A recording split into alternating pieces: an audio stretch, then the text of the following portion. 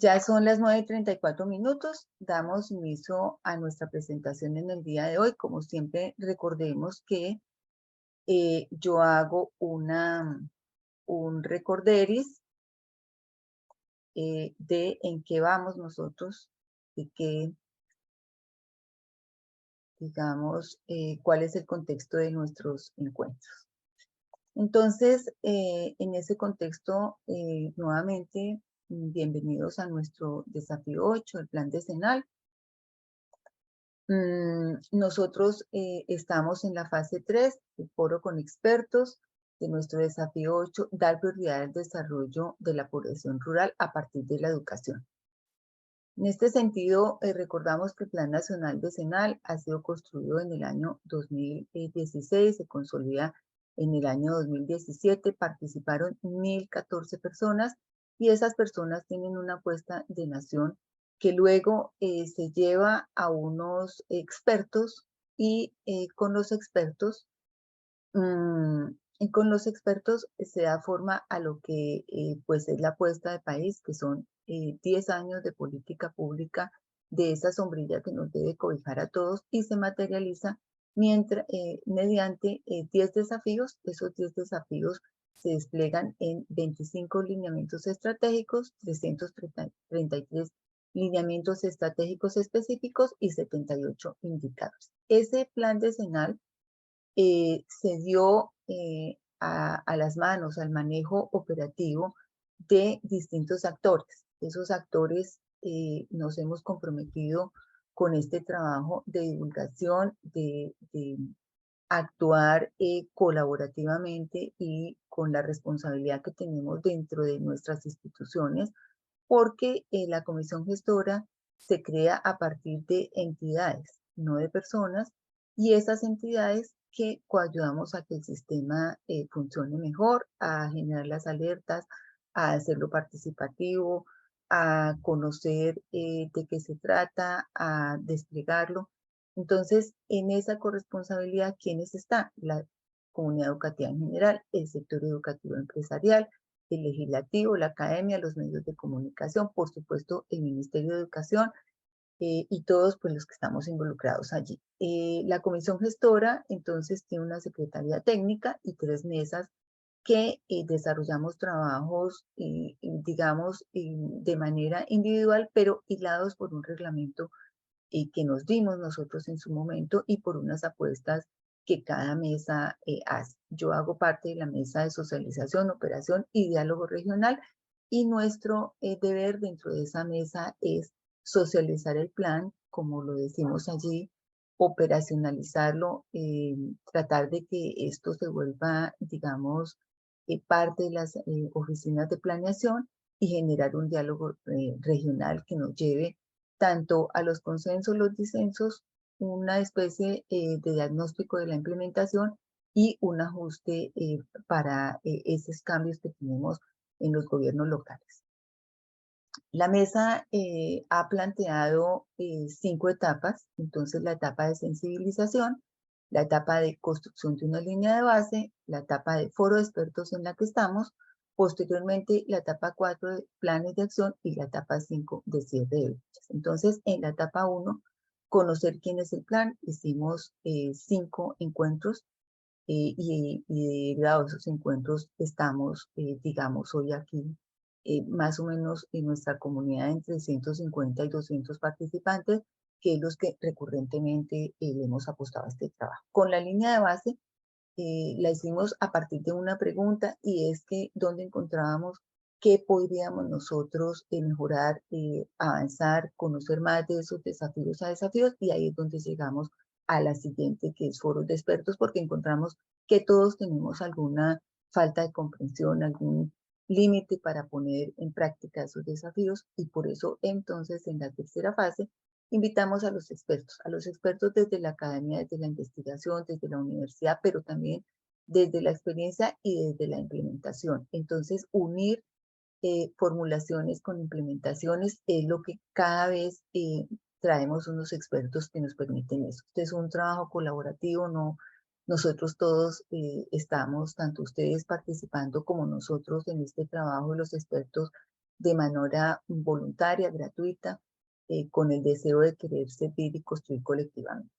Finalmente, la etapa 4 nos llevará a los planes de acción. Entre esta semana y la otra ya estaremos citando a esos planes de acción y con ese trabajo pues haremos un trabajo de reflexión sobre la implementación, la incidencia y la actualización y que todos consideramos que hay que hacerle tanto al plan como a sus maneras de poderse, que fluya dentro de las instituciones educativas.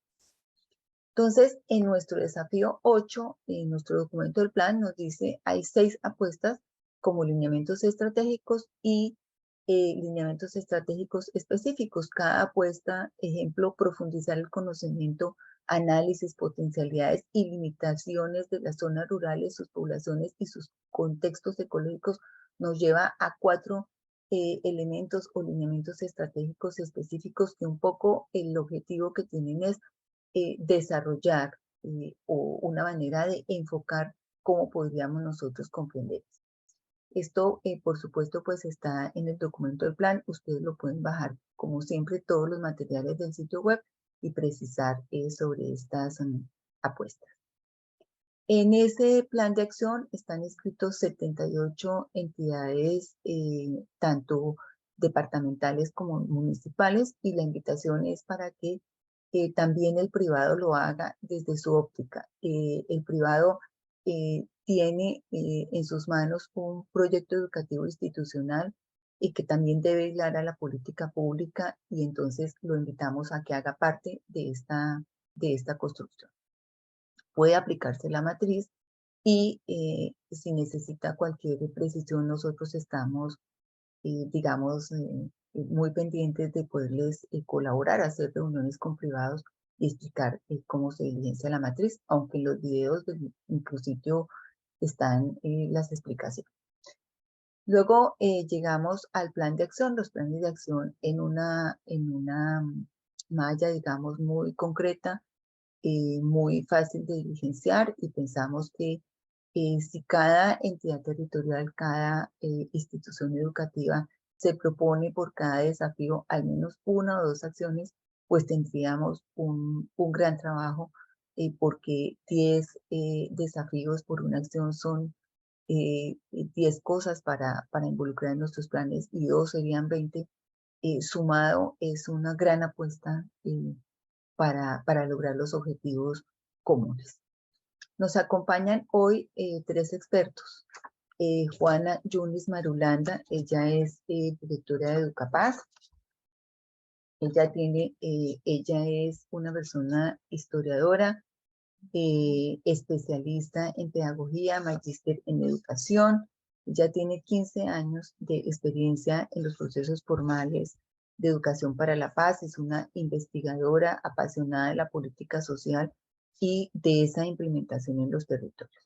Nos acompaña Marcela Bautista. Marcela Bautista es socióloga, magíster en sociología. Es también una especialista en políticas públicas en América Latina. Asimismo es docente e investigadora de todo el tema de la educación rural. También es consultora internacional y nacional, por supuesto, del Ministerio, y tiene publicaciones en el documento que es de docencia rural en Colombia.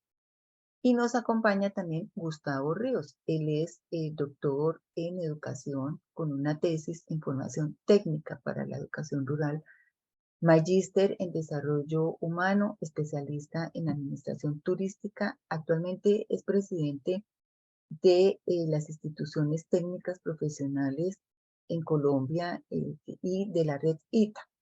Entonces, de la mano de estos 3 expertos, vamos a dar inicio a nuestro trabajo con ellos. Nos han llegado 75 preguntas en las inscripciones a los participantes. Aquí hemos querido colocar hoy, visualizar las temáticas que esas preguntas nos llevan a hacer una reflexión. Las preguntas fueron enviadas a los panelistas, porque recordemos que no alcanzamos. Voy a resolver estas preguntas acá, pero ellos las tienen. Con posterioridad nosotros pues las vamos a tabular y las estamos colocando en el sitio web. Además de estas preguntas, quería resaltar, alguna persona nos dijo que el plan decenal está a puertas, ya va a finalizar. ¿Qué hacemos ahí? Realmente sí puede verse así, pero también puede verse que nos quedan 2 años, estamos en el 23, nos quedan 3 años de trabajo y podemos hacer mucho todavía en lo que resta de esos trabajos. Así que invitados a dar inicio al trabajo de nuestro desafío, ¿no? Le doy la palabra, gracias por su tiempo. Voy a silenciar mi micrófono. Voy a estar pendiente de si ustedes tienen preguntas, comentarios en el chat para compartir a los participantes de manera interna. Y le doy paso a Marcela Bautista. Ella inicia las presentaciones el día de hoy. Bienvenida, Marcela. Hola Ruth, buenos días. Muchísimas gracias a todas las personas que se conectan desde diferentes partes de la ciudad, también desde diferentes partes del país. Estoy viendo como el listado aquí de las personas que se van conectando y veo que hay muchos sitios en el país y bueno, me emociona mucho poder tener este espacio, así sea virtual, de interacción con tantas personas en todos los territorios. Un saludo también a los organizadores del Plan Decenal de Educación por invitarme a tener este espacio de reflexión nuevamente sobre educación rural, a Juana, que ya en otro momento tuvimos la oportunidad de conectarnos. Gracias a ella hicimos el estudio de ruralidad, de docencia rural. Entonces, gracias a Educapaz lo hicimos, nos conectaron con muchos territorios en el país y Juana tuve la oportunidad de conocerla. También al rector Gustavo, que parte, digamos, de nuestro gran desafío son esas instituciones técnicas agropecuarias a lo largo del país. Yo ya puse la presentación, me cuentan si la están viendo. No se te La escucha. pusiste y si quieres, Listo. ahí la estamos viendo todos. Si quieres, Listo. colócala en pantalla completa y ya. Listo. Listos. Ahí ya estoy. Ya, está perfecta. Bueno, entonces también mis aportes de hoy es justamente al octavo desafío estratégico, dar prioridad al desarrollo de la población rural a partir de la educación, en el marco pues, del Plan Nacional de Educación, como ya lo ha venido mencionando Ruth, y contarles un poco que mi recorrido en ruralidad y especialmente lo que les voy a compartir hoy fue un estudio que hicimos entre 2018 y 2019 con la Fundación Compartir, donde nos preguntamos cuáles eran esas condiciones de formación y de calidad de vida de los maestros y las maestras rurales. En ese sentido, toda mi conversación va a versar sobre la docencia rural en el país, que proviene en gran parte de los resultados de este estudio, pero también se ha nutrido en los últimos años y además después de la pandemia, de otros espacios en los que he tenido la posibilidad de trabajar. Así las cosas, lo que ustedes ven en este momento es justamente ese lineamiento estratégico que está dentro del gran desafío 8. Ese lineamiento nos plantea que es necesario, no lo ordena el plan decenal, garantizar la formación pertinente de los docentes dadas las condiciones que la ruralidad demanda. Y allí yo quisiera compartirles que para efectos de esta presentación yo estuve revisando el plan decenal, cuál era el lineamiento estratégico y cuáles son esos lineamientos específicos y cómo está el país frente a ellos. Una primera observación y retroalimentación al plan decenal que yo quería hacer en este espacio y para los próximos planes decenales que nos imaginemos tanto en el país como desde los departamentos y los municipios, que desde allí también se hacen planes decenales, es que justamente puede haber una gran sombrilla con un propósito como este, pero justamente los lineamientos específicos no reflejan el propósito general. Y como a manera de retroalimentación, una primera retroalimentación que quisiera dar en este espacio es que no todos los lineamientos específicos, que son 24, se relacionan con el lineamiento estratégico. ¿Qué pasa? Cuando nosotros hablamos de educación rural, cuando uno habla también de educación urbana, pero específicamente de educación rural, hay muchos factores y variables que inciden en la calidad y la pertinencia de esa educación en la ruralidad, factores que son más del sistema educativo y se relacionan con lo estructural. Me refiero justamente a la infraestructura, la alimentación escolar, los modelos de inclusión que tengamos en cada uno de los territorios. Pero cada uno de los lineamientos particulares debe enfocarse justamente a ese propósito. Esos lineamientos específicos, 6 de los 24 se enfocan específicamente en formación pertinente, entonces me voy a enfocar en esos 6, dado que los otros se relacionan es como con condiciones generales de la educación en la ruralidad. Esos lineamientos específicos del plan decenal, que son los 6 primeros de los 24 que están allí. ¿Qué nos dicen? ¿Qué nos demanda, digamos, ese plan decenal? Establecer programas de cualificación docentes en modelos flexibles, dado que pues nosotros sabemos que en muchas ocasiones las sedes rurales implementan modelos educativos flexibles. Segundo, que los maestros y maestras en la ruralidad deben tener procesos de formación integral. El tercero, que se deben implementar programas de bienestar e incentivos. El cuarto, que es necesario hacer un fortalecimiento de las escuelas normales y articular esas escuelas normales con instituciones de educación superior es el quinto, y el sexto, creación de proyectos de reconciliación y convivencia, justamente por las condiciones que tenemos en la ruralidad. Creo que en general el país ha tenido avances en programas relacionados principalmente con el fortalecimiento de las escuelas normales. Desde el Ministerio de Educación ya se viene hace un par de años, acompañado también de las universidades, de crear unos lineamientos y unas estrategias para ese fortalecimiento de las escuelas normales. Por otro lado, también a través de la Cátedra de Paz y a través de todo lo que generó el Acuerdo de Paz, también se han creado programas de reconciliación, convivencia, solo que es necesario fortalecer esos programas de formación específicamente para maestros, como lo veo yo, y programas de bienestar e incentivos. Digamos, se ha avanzado un camino, especialmente con bueno, todo lo que además dejó el programa especial o lo que viene además implementando el programa especial de educación rural. Allí se planteó un concurso específico para docentes PEDET. Está en proceso de implementación. Creo que tendríamos que revisar cómo va ese proceso de implementación, y paralelo a ello, digamos, como algunas pequeñas, digo pequeñas porque todavía es corto su impacto, de estrategias de bienestar. Esos son como los lineamientos específicos que se derivan del lineamiento estratégico de formación de docentes en la ruralidad de este desafío 8. En ese sentido, yo quisiera proponerles 3 elementos para abordar en esta presentación. Ese es el contexto general del plan decenal. Yo quisiera hablar un poco en esta oportunidad del contexto de los maestros y maestras rurales, de cuáles son esas condiciones de formación y qué está pasando con la formación de los maestros rurales y las maestras. Y tercero, una clave que yo quisiera compartir con todos, y pensando en cómo avanzar más, cómo lograr estos grandes propósitos de este plan decenal, pero también teniendo en cuenta que estamos, como lo dijo Ruth, a puertas de terminar este plan decenal, cómo pensarnos el siguiente plan decenal y qué proponer para la siguiente década.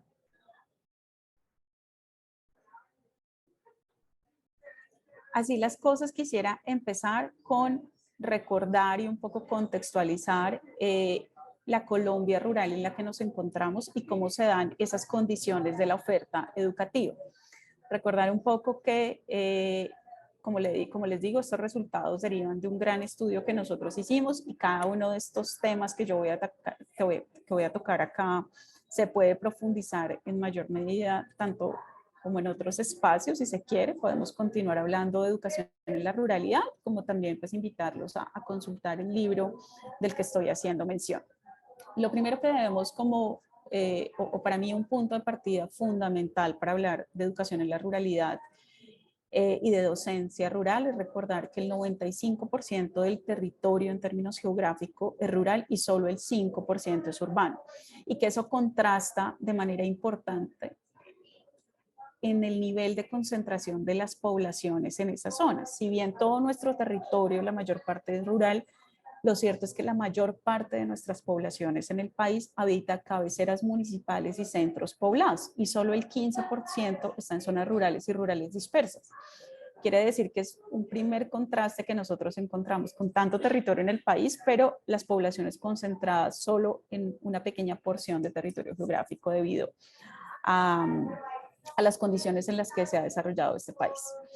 Por otro lado, que son esas zonas rurales las que presentan las mayores condiciones de pobreza en el país, y es otra de las contradicciones que tenemos en Colombia, y cómo finalmente, asimismo, las poblaciones más pobres, si se quiere mirar pobreza monetaria, el indicador de pobreza monetaria nos está planteando que el 36% de las poblaciones en centros poblados y en zonas rurales dispersas tiene características de poblaciones con pobreza monetaria.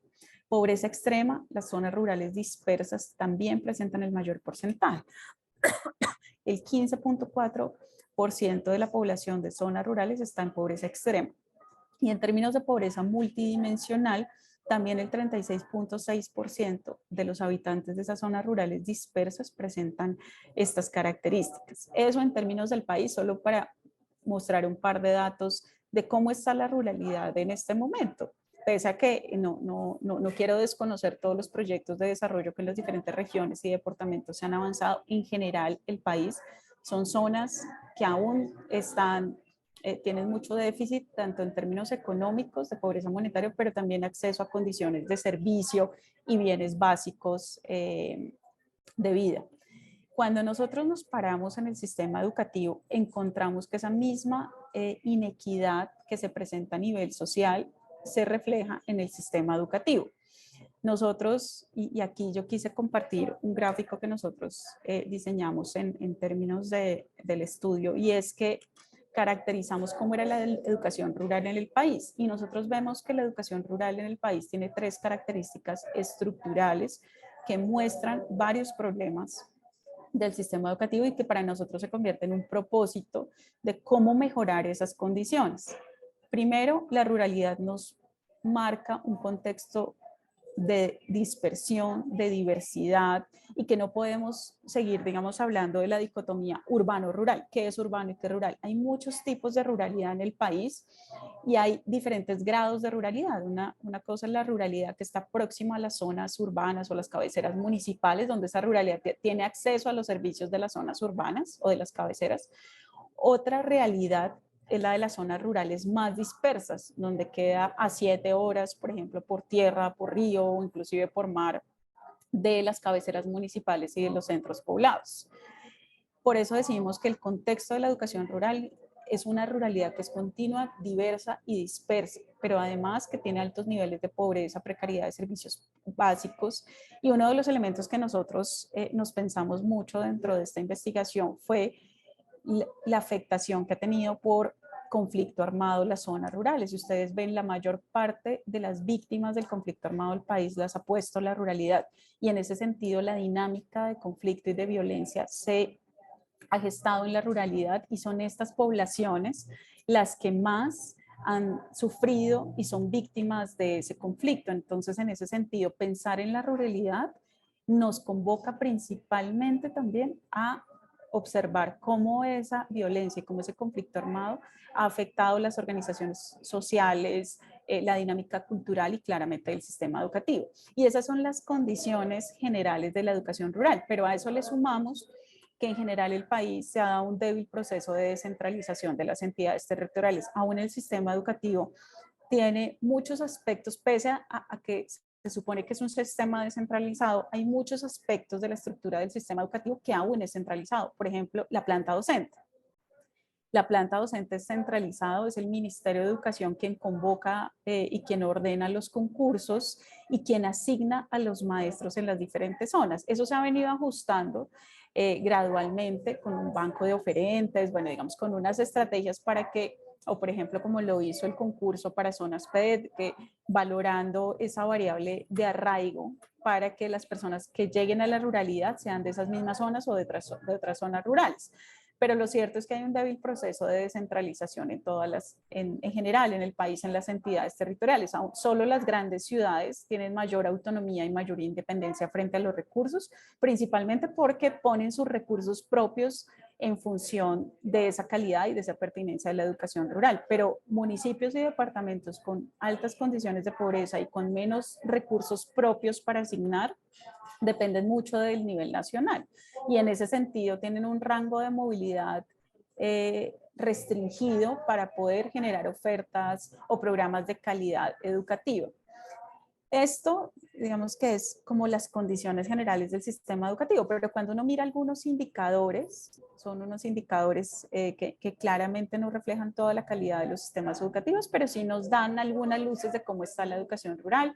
Pues nos damos cuenta que en términos de años de promedio de escolaridad, las poblaciones rurales dispersas tienen menor número de años, son en este momento, o bueno, cuando hicimos el estudio, los datos nos estaban diciendo en el 2018 que las personas en ruralidad dispersa solo llegaban a 6 años de escolaridad, que contrasta con el 9.6 de cabeceras municipales. La cobertura bruta en educación media en las zonas rurales llega al 54%, mientras en promedio en el país está en el 86%, pero ya hay ciudades como Medellín, Bogotá, que en realidad la cobertura bruta de media ya está llegando por encima del 90%. Cuando uno mira desempeños en las pruebas saber, las pruebas que se hicieron de tercero, quinto y noveno en lenguaje y matemáticas, los menores desempeños se presentan en la ruralidad dispersa. El 72% de los niños y niñas que presentaron esta prueba en zonas rurales tuvieron un desempeño insuficiente o mínimo frente al 65% de las ciudades y aglomeraciones.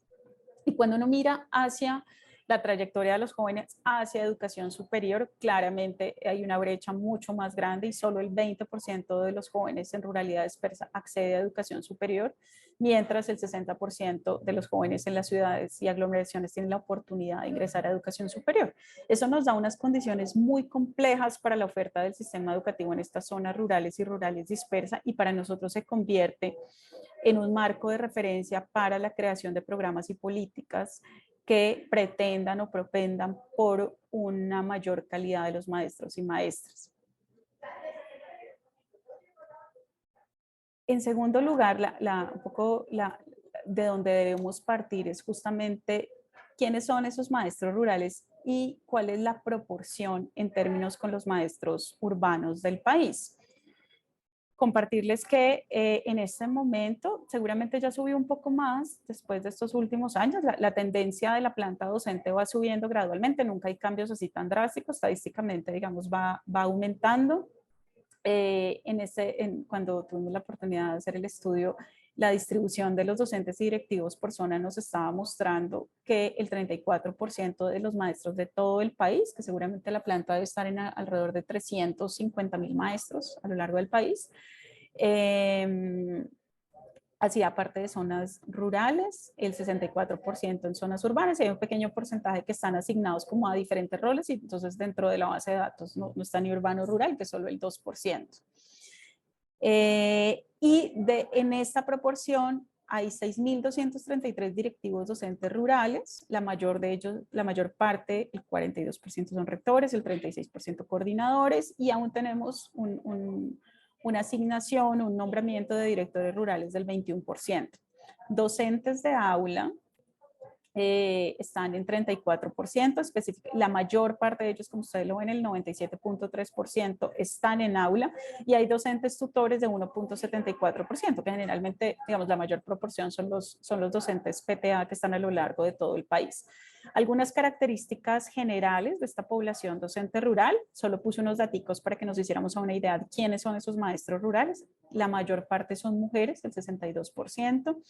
70% de ellos están en cargos de propiedad y 26% provisionales, y este tema de la provisionalidad de los maestros es complejo a lo largo del país porque muchas veces las plazas se quedan provisionales cuando no se ha ordenado el concurso, y hay dos aspectos que es importante identificar, que son docentes que son plazas de provisionalidad donde los maestros llegan y se van porque no todos se adaptan a esas zonas, y entonces estos provisionales tienen mucha rotación. Y en segundo lugar, en muchas entidades territoriales este porcentaje de docentes provisionales sirve o funciona, digamos, para otro tipo de mecanismos clientelistas, y eso hay que decirlo también. Estamos en muchas entidades territoriales a los partidos políticos y a los mecanismos, digamos, de dinámica de la política del país. Estos cargos provisionales sirven para responder, digamos, favores políticos, principalmente en momentos de elecciones, y es importante que cada vez el ministerio y las entidades territoriales conviertan o asignen en cargos de propiedad a estos cupos de provisionales para evitar la alta rotación y que esto sirva para mecanismos de clientelismo en las regiones. La mayor parte de los docentes están asignados por el decreto 1278. Este es un porcentaje que seguramente 2 o 3% habrá subido los últimos años, se ha ampliado, bueno, seguramente viene en aumento porque se han dado más concursos docentes. De esos docentes del 1278, que son los nuevos docentes, La mayor parte están asignados a básica primaria, el 60%, y el 34% está en básica secundaria y media. En términos de formación de los maestros, de los nuevos maestros, la mitad son licenciados, hay 16% que son normalistas, 8% de otros profesionales, 14 reportan algún posgrado en otra área distinta a educación y 8% tiene posgrado en educación. Y dentro de esas condiciones, y recuerden que lo dijimos anteriormente, esas condiciones de bienestar docente son fundamentales para la configuración de los maestros y maestras rurales en el país, por un reconocimiento a su labor en esa zona, pero también para el mejoramiento de su calidad de vida.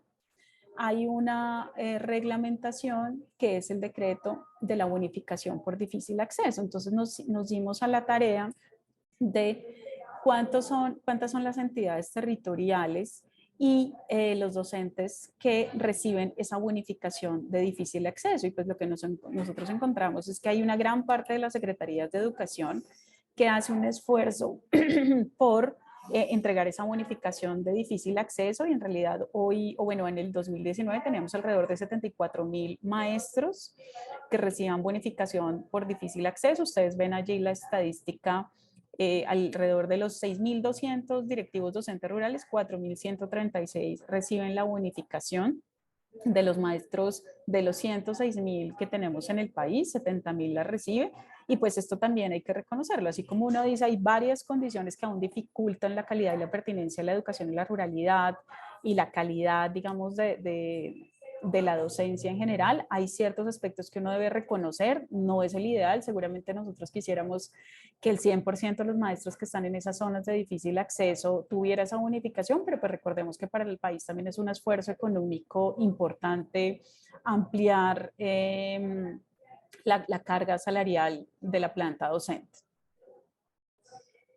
En ese sentido, cuando nosotros ya hacemos un paneo del país, de la ruralidad, cómo están esas condiciones de vida de esa ruralidad, cómo están las condiciones de vida de los maestros, su formación. Estuvimos en 15 de los territorios PEDET en el país, estuvimos en 15 municipios, yendo a hablar con los docentes, conociendo su vida, acompañándolos en aula, y empezamos a preguntar cómo se consideraba la formación en servicio de los maestros. Quiere decir esto, hicimos, y no los traje acá, pues como les digo, los resultados del estudio son muy amplios. Aquí me quise enfocar en los procesos de formación en servicios. Una vez los docentes se gradúan de sus pregrados o de la normal superior, ingresan a aula, ¿cómo les ha ido con esos procesos de capacitación, cualificación, posgrados? Y aquí quise traerles algunos de los aspectos identificados en formación docente. El primero de ellos es que la formación en servicio corta, entiéndase diplomado, taller, curso, que muchas veces los ofrecen las secretarías de educación u otras organizaciones de tipo nacional, como ONGs, fundaciones. Es pertinente en el sentido en que muchas veces le atina a la temática que quiere el maestro o que necesita el maestro, pero en realidad tiene muy baja calidad. Los maestros dicen, está muy interesante el tema que me trajeron, pero los talleres y los cursos son de muy baja calidad y en realidad no aprendí tanto. La formación posgradual está supeditada a la limitada oferta de las instituciones de educación superior regionales o de aquellas que llevan a programas a distancia. Entonces, las zonas rurales, a los maestros de zona rural, únicamente puede acceder a la formación de esa universidad regional o algunos programas que tienen las universidades de las grandes ciudades, pero que llevan a distancia o virtuales. Eso también, digamos, no asegura la calidad de los programas muchas veces.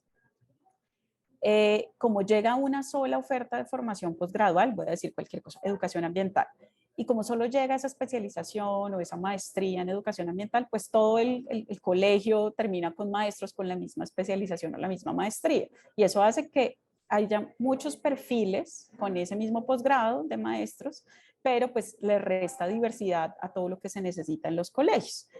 En realidad, pues lo que nosotros encontramos es que es de baja calidad y poco pertinente esa formación posgradual que está llegando a las regiones. Y en algunas zonas de frontera con Venezuela, en ese momento encontramos que Los maestros preferían ir a Venezuela a cursar estos posgrados y regresar a Colombia por un tema de costo y por un tema, por ejemplo, en Venezuela podían hacer doctorados más rápidamente a menor costo de lo que se hacía acá. Frente a las escuelas normales superiores, que es muy importante en ruralidad, porque las escuelas normales superiores permiten un poco satisfacer también la demanda de maestros en ruralidad, y eso es importante decirle. Gracias a las escuelas normales superiores, hoy la ruralidad tiene un importante número de maestros, porque no todos los maestros vienen de universidades, sino también han pasado de estos procesos de formación. Lo que nosotros encontramos es que se resalta y se valora ese enfoque práctico y contextualizado de las escuelas normales superiores. Esos aspectos pedagógicos y didácticos de las escuelas normales son muy importantes para los maestros, digamos que salen con habilidades importantes en lo pedagógico y lo didáctico. Las normales en las regiones tienen una capacidad alta de alianza con otras organizaciones, entonces hacen convenios, hacen articulaciones y eso finalmente los beneficiados son los estudiantes de las normales superiores. Lo que nosotros veíamos es que ese fortalecimiento de la normal superior tiene que dirigirse en dos sentidos.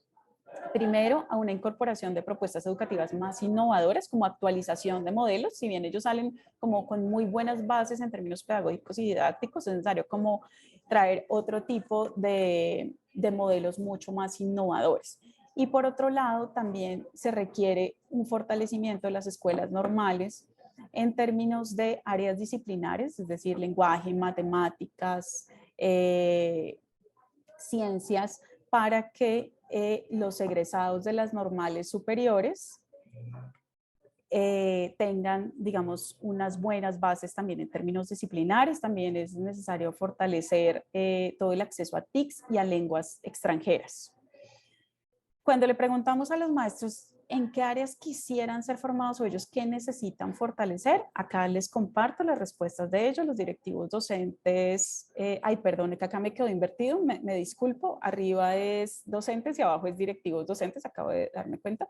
Los docentes, que es el primer recuadro, manifiestan que requieren ser, digamos que tener mayores niveles de cualificación y capacitación en competencias socioemocionales para el manejo de estudiantes. Recuerden que, pues, como ya le hemos venido diciendo, muchas de las zonas rurales han sido afectadas por el conflicto armado y, bueno, y además después de la pandemia, por todos los temas de salud mental que también tenemos en el sistema educativo, es necesario fortalecer esas competencias socioemocionales. Y por otro lado, competencias para el desarrollo de una educación flexible. Y ahí no quisiera solo decir que son modelos educativos flexibles, que eso es distinto, que son programas específicos, sino cómo hacer la educación rural más flexible a las dinámicas regionales, territoriales, pero también, por ejemplo, en zonas que son productivas y los niños y las niñas pues no pueden tener, por ejemplo, los mismos calendarios escolares que los niños de las zonas urbanas, porque hay unas dinámicas distintas, y cómo hacer unos ajustes en términos de organización escolar para que esa educación rural sea mucho más pertinente.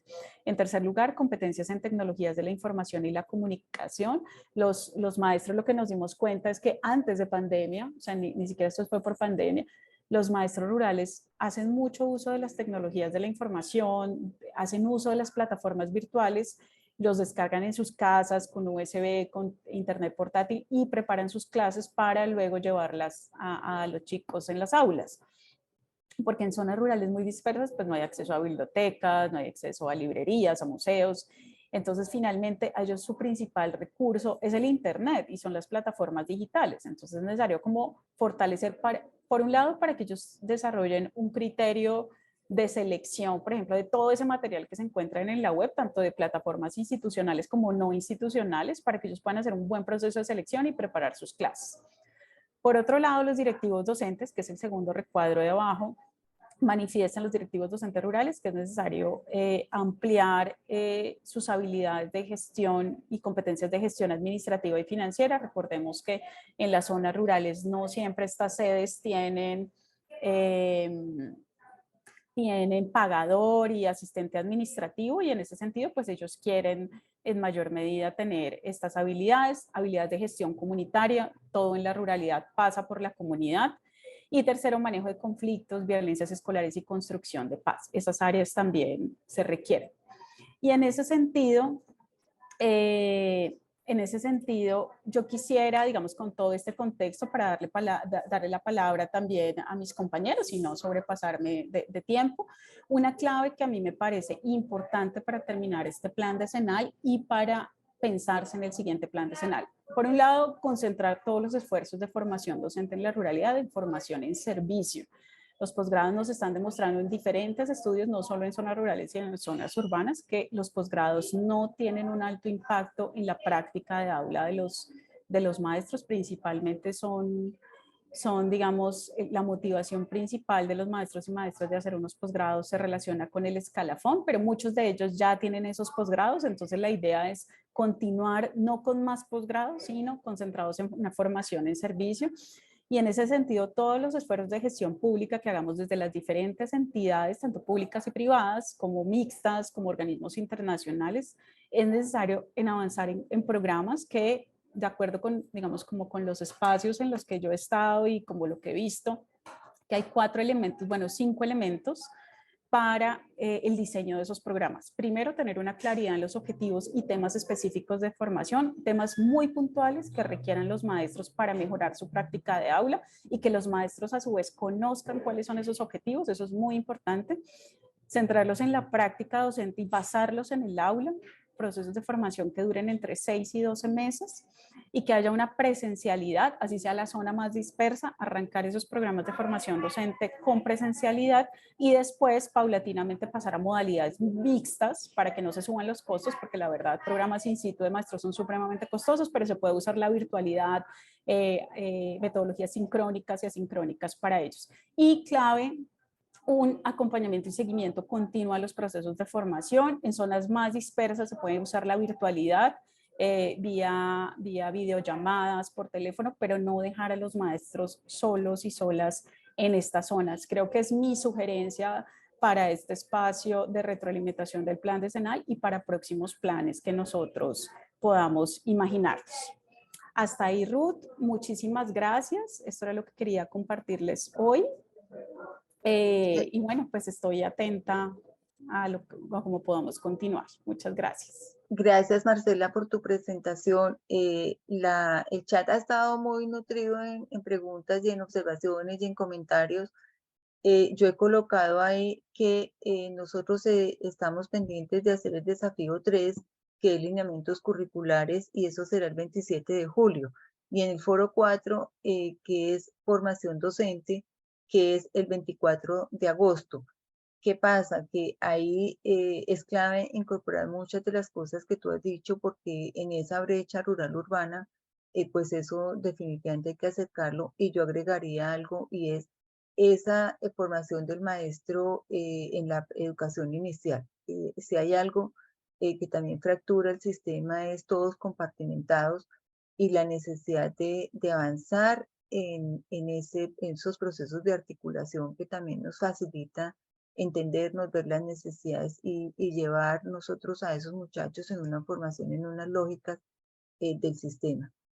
Entonces, mil gracias, Marcela, por tu participación. Muchas gracias, Ruth, por la invitación. No, felices de haber tenido esa presentación, contar contigo. Vamos a darle paso a Juana. Entonces, te agradezco cerrar el micrófono, Marcela. Así mismo lo haré yo y vamos con Juan. Bienvenida. Gracias, Ruth. Un buen día para todos y para todas.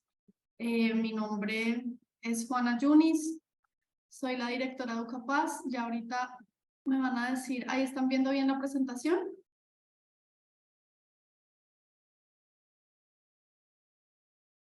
Se está viendo perfecta, ya, perfecto. Listo, Muy perfecto. bien, dale.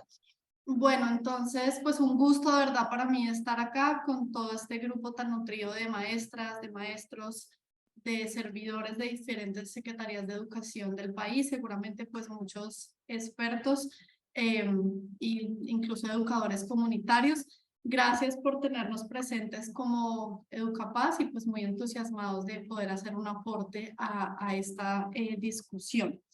Bien, bueno, nosotros queremos centrar un poco esta intervención en lo que consideramos es nuestra fortaleza, que claramente, pues como lo dice el nombre de nuestra entidad, es la pregunta por la educación para la paz en las ruralidades. Recordarles, pues simplemente para quien no nos conoce y pues quisiera entrar en contacto con nosotros, que Educapaz no es una ONG, es una alianza de varias organizaciones y universidades, dentro de las cuales se encuentra el CINEP, Fe y Alegría, Escuela Nueva, la Fundación para la Reconciliación, la Pontificia Universidad Javeriana de Cali, Aulas en Paz y la Universidad de los Andes. Ahorita más adelante pues les dejo nuestra información de contacto por si alguno no nos conoce y pues requiere entrar en contacto con nosotros. Ay, espérate que cuando entro en pantalla completa se me tiende a varar esto de la presentación. Un segundo. No. Ya. Tranquila, no te Voy a apures. quedarme así en no pantalla completa. Sí, tranquila, está bien. Con el Zoom, listo. Pues, digamos, contarles muy brevemente, digamos, de por qué surgió esta organización y ahí entrar enseguida al aporte que queremos hacer hoy. Porque precisamente, digamos, Educapaz nació para responder a dos grandes retos y un poco lo que nosotros quisiéramos aportar a este diálogo es que el segundo de los retos que voy a mencionar ha tendido a tener, digamos, poco espacio y poca prioridad en las discusiones sobre educación para las ruralidades. Entonces, digamos, nosotros estamos convencidos de que la manera en la que la educación puede aportar a la construcción de paz tiene que ver con dos grandes problemáticas, con el cierre, digamos, de brechas, que es un poco el reto en el cual se ha entendido y pues claramente con toda razón a centrar las discusiones sobre educación en las ruralidades diversas del país, pero también creemos que es muy necesario abordar desde la pregunta por la educación en las ruralidades de Colombia el reto de cómo aportar a desnaturalizar digamos, esa cultura de la violencia que existe en nuestro país y que tiene, digamos, unos elementos muy específicos en las ruralidades. Y en ese sentido, digamos, nosotros vemos que ya pensándonos en cómo el sector educativo puede aportar a la implementación del acuerdo de paz, nosotros estamos centrados, digamos, en contribuir a 3 puntos del acuerdo. Claramente al punto 1, en donde están, digamos, que todos estos temas de cierre de brechas, el Plan Especial de Educación Rural, y acá, digamos, que nos vamos a centrar en la presentación de hoy. También nos parece muy importante pensarnos cómo desde la educación podemos contribuir a los puntos 2 y 5 del Acuerdo de Paz, que nos invitan, digamos, a centrar nuestra atención en los procesos de formación ciudadana, por un lado, y por otro lado, en cómo desde la escuela y desde el sector educativo en general podemos aportar a todos los procesos de verdad, justicia, reparación, no repetición, reincorporación, digamos, de población desmovilizada o excombatiente. Entonces, les cuento esto para que se entienda un poco por qué en el día de hoy queremos centrar, digamos, nuestro aporte en pensarnos cómo hacemos para que en estos 2 años que nos quedan de implementación del plan vigente y también en la discusión sobre el plan, el siguiente plan, cómo hacemos para darle mayor peso a la pregunta por qué significa educar para la paz en las diversas ruralidades que tiene el país. Como lo venía diciendo, digamos, nosotros estamos conscientes y pues celebramos que en las discusiones de política pública de educaciones rurales ha habido, digamos, mucho esfuerzo en pensar los temas de trayectorias educativas completas, en pensar los temas, digamos, de acceso, de permanencia, en toda esta discusión tan interesante que nos planteaba Marcela de la realidad docente en la ruralidad y sobre todo en la ruralidad dispersa.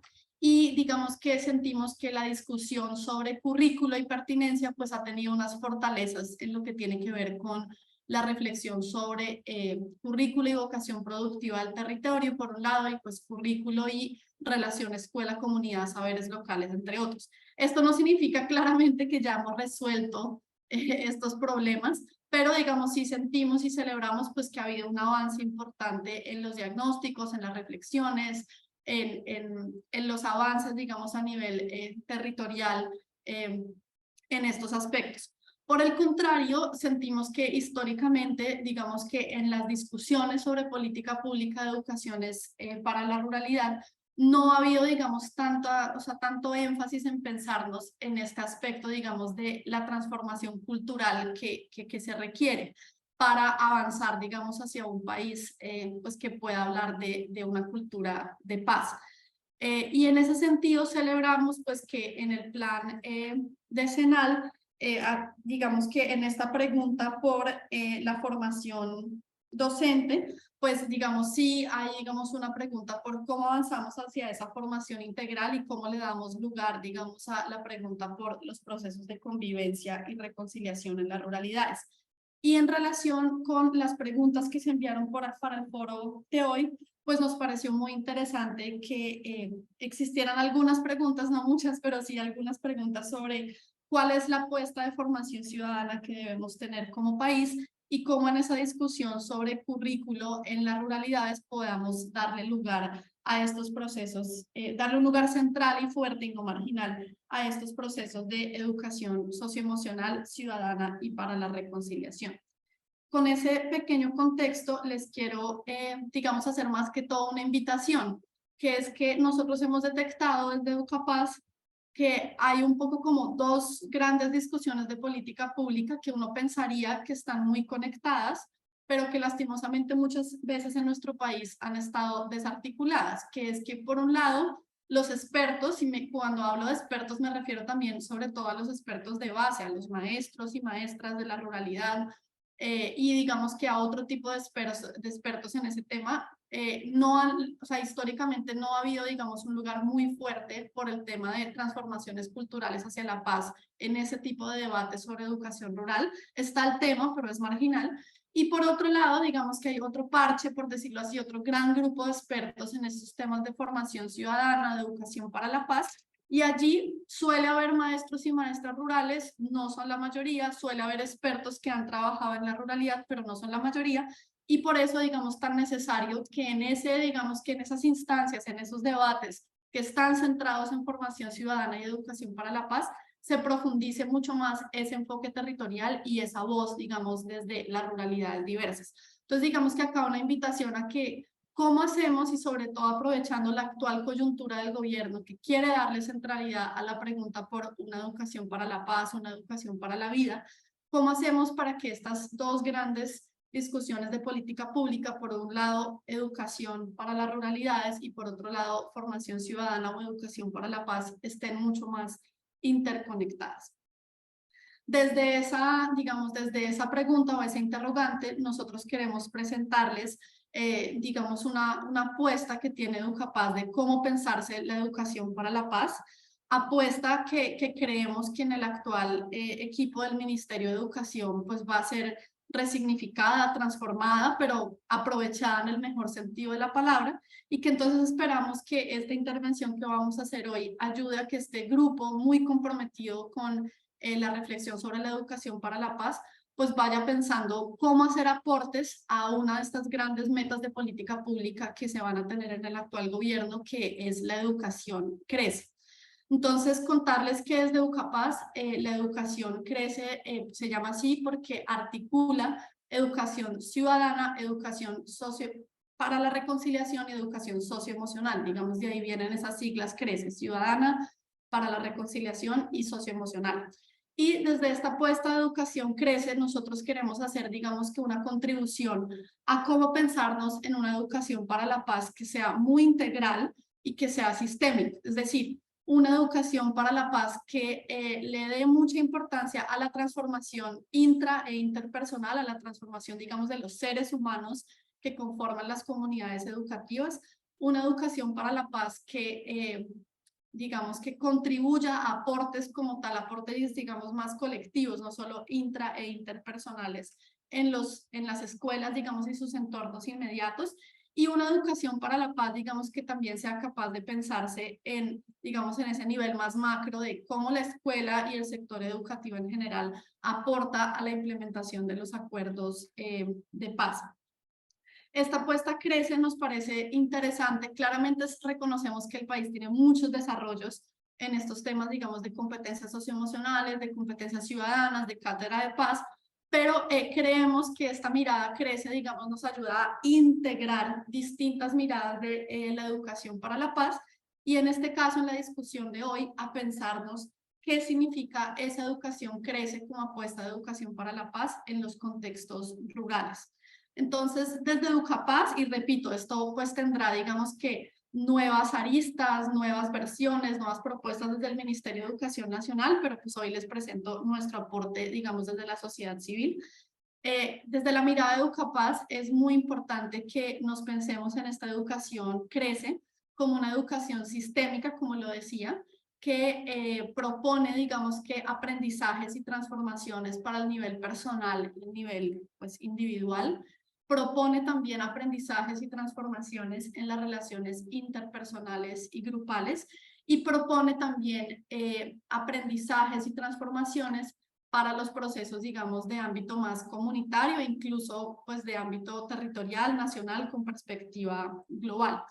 Esta, digamos, nosotros hemos construido una matriz, pues que la podemos compartir posteriormente con ustedes, de cuáles serían esas competencias, por un lado, en las dimensiones intra e interpersonales, y esas capacidades, un poco en esas dimensiones ya colectivas, que nosotros creemos que son necesarias.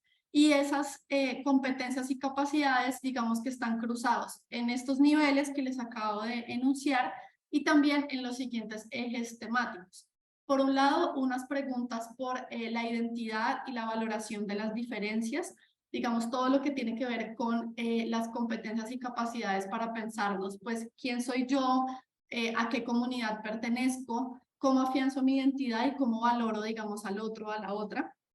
Todo lo que tiene que ver con el reconocimiento de la dignidad como fundamento ético de las relaciones, y digamos que las habilidades para poder defender esa dignidad y entender esa relación entre dignidad y derechos, y cómo, digamos, que fortalecemos capacidades de participación de niñas, niños, adolescentes, docentes, cuidadores, digamos, para hacer efectivos esos derechos.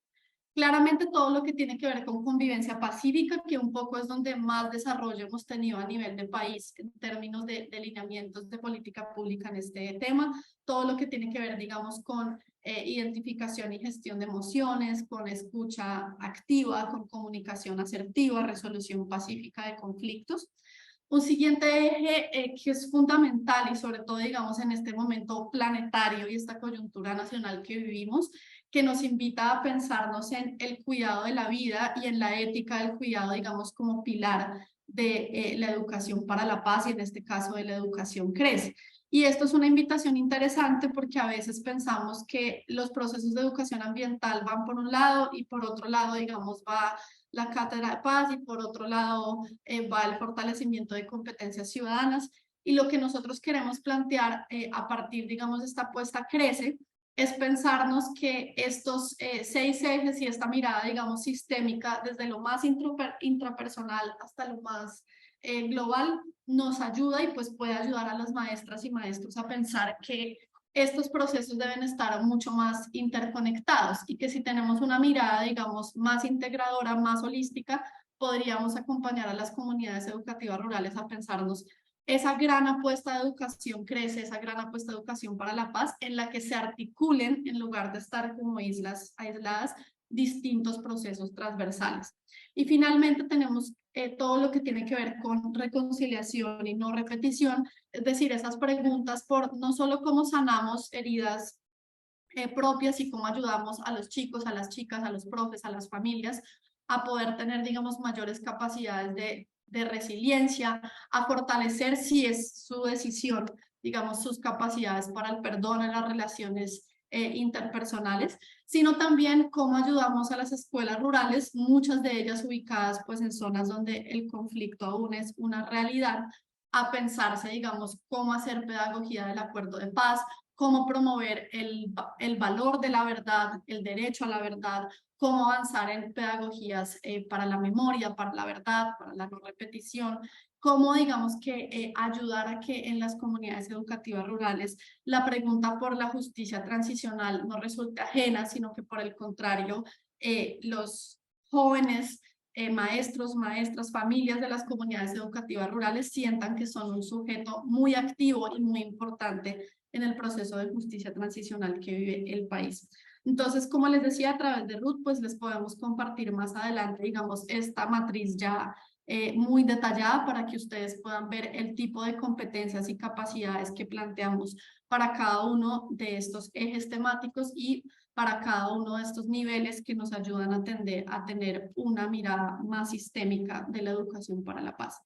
¿Qué me gustaría, digamos, cuál es como la invitación que quería hacer hoy? Pienso que un grupo como el que está hoy conectado y que viene haciendo un proceso y que va a seguir dialogando, puede jugar un papel fundamental en estos espacios de diálogo y de concertación que se van a abrir ahorita con el nuevo, pues, por el nuevo equipo del Ministerio de Educación Nacional.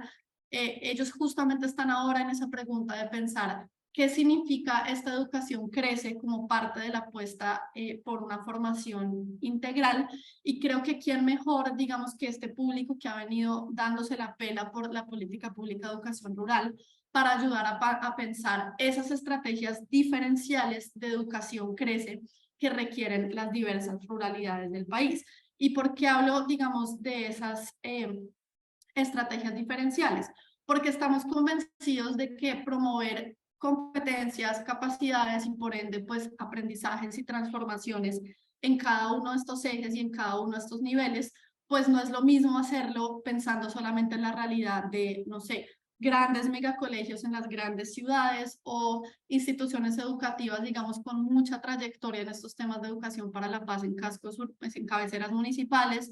Es lo mismo pensarse ese reto en, digamos, que las distintas realidades rurales que tiene este país. Entonces, por ejemplo, desde Educapaz estamos haciendo preguntas como las siguientes, y quiero pues dejar estas preguntas sobre la mesa e invitar a este grupo pues a ir avanzando en esta reflexión para hacer aportes, digamos, muy contundentes a esa nueva política pública que se espera construir digamos, en el actual gobierno. Entonces, por ejemplo, cuando nos pensamos el tema de identidad y de valoración de las diferencias, ¿cómo podemos ayudar a construir estrategias pedagógicas? Es más, recoger y visibilizar las que ya existen, donde el gran foco sea pues afianzar el orgullo de ser y de vivir en el campo.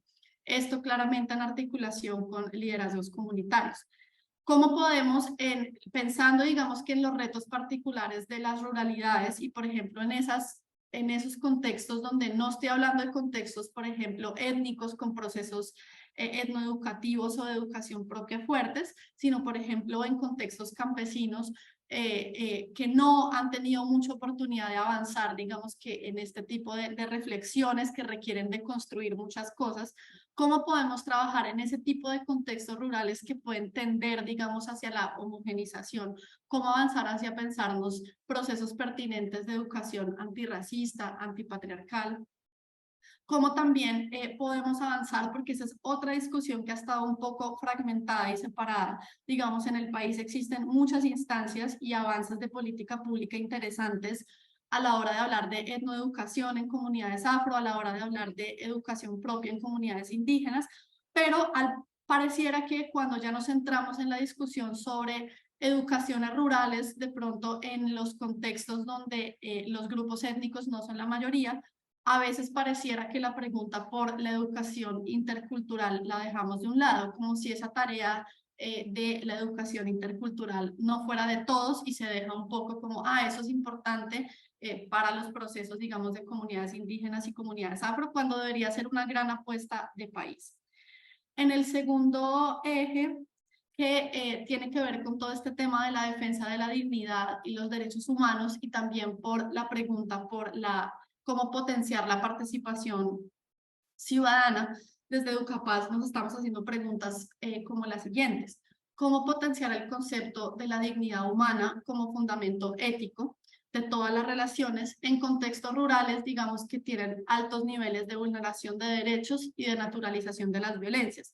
¿Qué quiere decir esto? Que cuando nosotros a veces, por ejemplo, revisamos los estándares de competencias ciudadanas, pues pareciera estar escrito, digamos, para una sociedad pues bastante ideal, por decirlo así, donde las chicas y los chicos y los profes y las familias tienen, digamos, que todas las condiciones para poder hacer estas reflexiones y, digamos, hacer estos reconocimientos a los que nos invitan los estándares. Pero claramente eso es muy distinto en contextos donde hay un alto nivel, digamos, de naturalización de las violencias y donde hay muchos intereses y muchas amenazas y muchos miedos que muchas veces hacen difícil, digamos, que promover en los chicos este tipo de transformación cultural.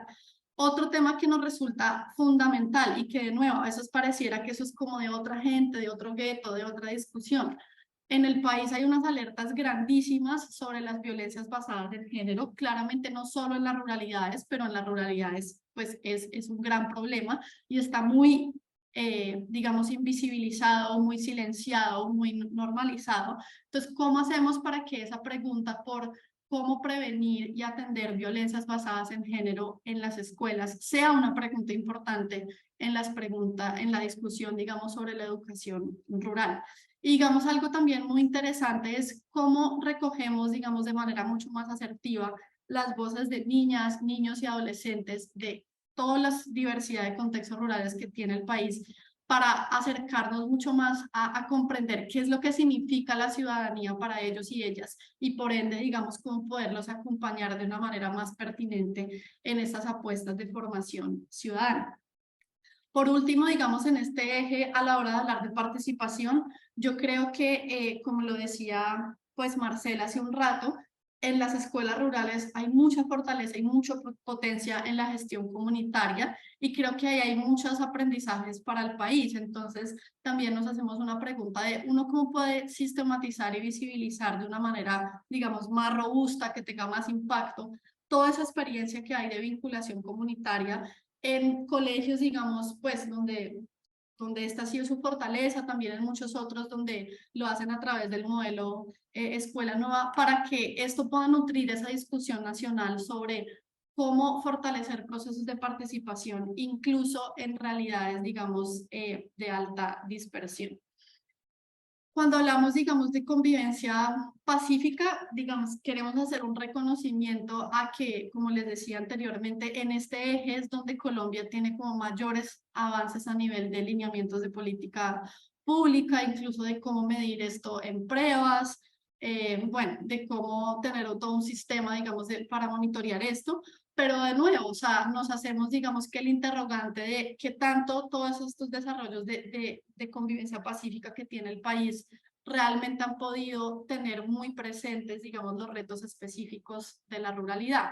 Entonces, por ejemplo, ¿cómo podemos reconocer y visibilizar aprendizajes, digamos, muy valiosos que tienen muchas escuelas rurales en materia de convivencia pacífica y ponerlos sobre la mesa? Ahorita, por ejemplo, que se cumplieron los 10 años de la ley 1620, poner esos aprendizajes para la mesa y decir, nosotros creemos que esto se debe transformar en tal o cual sentido a partir, digamos, que de estas experiencias.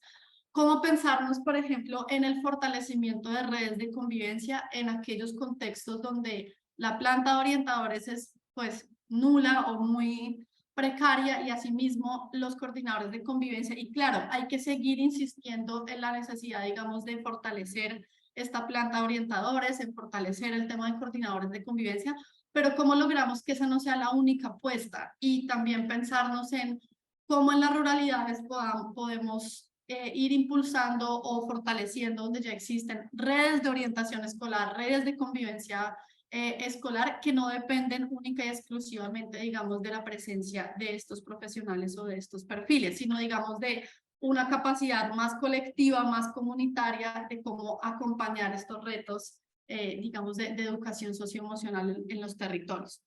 También nos parece muy, muy importante y veíamos, por ejemplo, en el Plan Especial de Educación Rural, hay, digamos que un elemento importante que se enfoca en el trabajo con familias y cómo, digamos que priorizar el tema de educación para la paz en el trabajo con escuelas de familias. Entonces nos preguntábamos cómo uno puede en ese trabajo con escuelas de familias poder, digamos que, prestarle mucha más atención a los procesos de fortalecimiento de competencias de identificación y gestión de emociones, de escucha activa, de comunicación asertiva, entre otras competencias, digamos, como claves para un ABC socioemocional. ¿Cómo hacemos para que estos temas sean, digamos, que un pilar de nuestro trabajo con familias rurales? Claro que todo esto que estoy hablando también requiere pues priorizar, y en eso pues coincido con Marcela, todo el trabajo, digamos, de formación de docentes en ejercicio.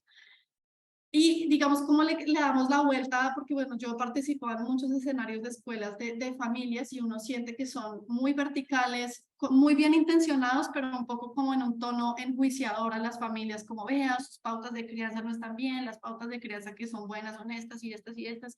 Y ahí, digamos, se generan unas tensiones con las familias. ¿Cómo hacemos realmente para tener maestros y maestras y directivos con capacidades fortalecidas para involucrar a las familias en un diálogo, digamos, muy reflexivo, pero donde las familias sientan que, pues, que también entendemos sus historias, que también entendemos sus heridas, que también entendemos sus culturas y les estamos ayudando un poco a pensar qué hay que desaprender y qué nuevo hay que aprender y no los estamos invitando, digamos, pues a un escenario más que todo de juicio. También, digamos, y sé que seguramente pues muchas de las personas que están acá pues se han hecho esa pregunta y es una pregunta crítica. Y de nuevo, ¿cómo hacemos para que este tema de la salud mental no sea como de otro gremio, otra gente, otra discusión y lo traigamos aquí al seno, digamos, de la discusión sobre la educación rural? ¿Cómo podemos promover estrategias de apoyo a la salud mental, tanto de docentes como de estudiantes en contextos rurales, donde hay tan pocas posibilidades de articulación con el sector salud y tampoco acceso, digamos, a canales virtuales? ¿Cómo hacemos, como lo decía anteriormente, para que en las comunidades educativas, sobre todo las que son dispersas, haya mucho, digamos, cada vez más capacidades comunitarias y redes, digamos, que locales capaces de al menos atender, digamos, estos unos primeros auxilios de salud mental antes de tener que salir del territorio para atenderlos? Y algo, digamos, que nos parece clave, un eje clave, digamos, de todo este trabajo en el eje de convivencia pacífica es cómo lograr pasar de manuales de convivencia muy autoritarios, muy punitivos, muy verticales, a procesos de acuerdos de convivencia más restaurativos, más incluyentes y que incorporen el enfoque de género. Ya digamos, para hablar de los dos últimos ejes, pues nos hemos estado pensando, digamos, nosotros tenemos esta matriz Crece, esta apuesta Crece, desde 2017 la empezamos a construir. Primero la piloteamos en cascos urbanos porque, como les decía, nosotros también reconocemos que hemos sido parte de esa tendencia de que cuando se piensan a profundidad estos temas, a veces se piensan al menos primero para contextos urbanos. Y luego, digamos, desde el 2019 para acá y a partir de un trabajo muy profundo en la ruralidad del sur del Tolima y en contextos, digamos, que interculturales en el litoral caucano y en Chocó, eso nos ha ayudado, digamos, a resignificar esta apuesta Crece y a darle un enfoque, digamos, territorial, intercultural y de comprensión de la ruralidad más profundo. Entonces, en ese ejercicio en el que estamos y al que los invitamos porque creemos que el país necesita, digamos, este tipo de reflexiones, nos hemos estado pensando, por ejemplo, muchas escuelas rurales son fuertes en los PRAES y han estado, digamos, que bien volcados a temas de proyectos pedagógicos productivos, a veces, digamos, también, sobre todo en la Amazonía, en la sierra, a temas interesantes, por ejemplo, de empoderar a los estudiantes para hacer monitoreo, digamos, monitoreo relacionados a acciones encaminadas a prevenir la deforestación. Pero en la mayoría de contextos rurales, pues digamos, tenemos unos PRAES muy volcados al tema de proyectos pedagógicos productivos, al tema de manejo de residuos. Y eso está súper interesante, pero ¿cómo podemos, digamos, potenciar esos aprendizajes y transformaciones relacionadas con el cuidado de la vida? Por ejemplo, yo vivo en el departamento de Córdoba y me pienso mucho en esas escuelas que están en zonas, digamos, donde la minería es la realidad, la minería ilegal, la minería legal, donde eso además está muy entroncado con las dinámicas, digamos, del conflicto armado, de la violencia, del riesgo. Uno, ¿cómo puede acompañar a esas comunidades educativas en ese tipo de contextos a pensar qué significa realmente fortalecer la capacidad del cuidado de la vida en ese tipo de escenario, ¿no? Y cómo también logramos que los PRAES no solamente sigan, digamos, en esos énfasis en donde han tendido a ser fuertes de proyectos pedagógicos productivos, de manejo de residuos, sino que cada vez más nuestras comunidades educativas rurales sean pioneras en la discusión sobre qué significa la justicia ambiental y qué papel pueden jugar las niñas, los niños, los jóvenes, los maestros rurales en esto, y cómo podemos prepararnos desde las comunidades educativas rurales para ser un actor clave en los procesos de transición energética. Y finalmente, digamos, una pregunta muy importante y muy importante para trabajar con las familias: ¿cómo podemos darle un lugar, digamos, mucho más central a la pregunta por el autocuidado y el cuidado de todos los seres vivos? Para terminar, desde este último eje, y quizás algunos aquí de diferentes secretarías también pues nos hayan conocido por este trabajo del eje 6 de reconciliación y no repetición, el trabajo que hicimos en su momento con la Comisión de la Verdad, con todo el tema de la Escuela Abraza la Verdad, y el trabajo que estamos haciendo actualmente con la Jurisdicción Especial para la JEP. Y ahí nos hemos hecho algunas preguntas como las siguientes: ¿cómo hacemos para promover una ética restaurativa en contextos rurales donde de pronto hay un alto arraigo, digamos, de una justicia muy retributiva, de una justicia de muy ojo por ojo, diente por diente? Y pues acá hemos aprendido bastante y pues muy interesante poderlo compartir con ustedes si es de su interés en otro momento. Ahora les dejo mis datos de contacto, como les decía. Educapaz, digamos, se ha dado la pela y hemos aprendido un poco sobre cómo trabajar de la mano de maestras y maestros rurales en promover pedagogías por la memoria, la verdad, la reparación y la no repetición, incluso en contextos donde pues el conflicto armado continúa siendo una realidad y donde hay una cultura fuerte, digamos, de silencio forzado. Entonces, estos son algunos de los interrogantes que nos hemos estado haciendo. Para algunos tenemos algunas respuestas, algunas experiencias, para otros no, y pues como les decía, la invitación es: ¿cómo hacemos para que este tipo de preguntas tengan un lugar mucho más fuerte en las discusiones sobre educación rural? Y juntos con ustedes vamos construyendo insumos que sirvan para esta política pública de educación crece que se viene en el país, y que esa política pública tenga muchas más voces rurales y mucha más capacidad de leer y de interpretar las realidades rurales. Y digamos que, pues para cerrar un poco, nuestra invitación es pensarnos cómo esta educación para la paz desde un enfoque crece, pues puede volverse, digamos, una pregunta central cuando hablamos de pertinencia y calidad educativa en la educación preescolar básica y media en los territorios rurales. Si yo estoy apostándole a un modelo flexible, ¿cómo hago para que dentro de ese modelo flexible, por ejemplo, esta educación crece, ocupe un lugar mucho más central? Si estoy en un colegio técnico, como ahorita el profe, el doctor que nos va a compartir, ¿cómo puedo hacer también para que estos temas transversalmente estén mucho más presentes, etcétera? ¿Cómo volvemos la educación crece uno de los ejes, digamos, de trabajo de las escuelas de familias y otros cuidadores rurales? Y también, y muy importante, ¿no? Nosotros somos un país, digamos, con todavía unas deudas grandes en materia de alfabetización básica, de alfabetización digital, pero creo yo que si reconocemos que somos un país con todos estos años, digamos, de violencia armada, y que esa violencia armada persiste no solo porque continúan unas brechas muy grandes, sino también porque culturalmente tenemos la violencia muy naturalizada. ¿Cómo hacemos también para pensar que somos un país que necesita no solo una alfabetización básica y una alfabetización digital, sino de alguna manera somos un país que necesita alfabetización socioemocional, alfabetización ciudadana, alfabetización para la reconciliación, y pues convertir esta apuesta también en un pilar de la educación para adultos? Esas eran algunas de las reflexiones que queremos compartir con ustedes. Esperamos pues hayan sido, pues no sé, provocadoras y que podamos contar con ustedes para que estas preguntas por la educación crece y las preguntas por la educación rural pues estén, digamos, que mucho más articuladas en los años que se nos vienen. Gracias, Juana, por tu presentación, y claro que sí, nosotras pues estamos aquí prestos para justamente hacer acciones colaborativas, y como lo dice alguno de nuestros participantes, muy interesante todo, pero uno a veces siente que le faltan recursos. Justamente lo que queremos es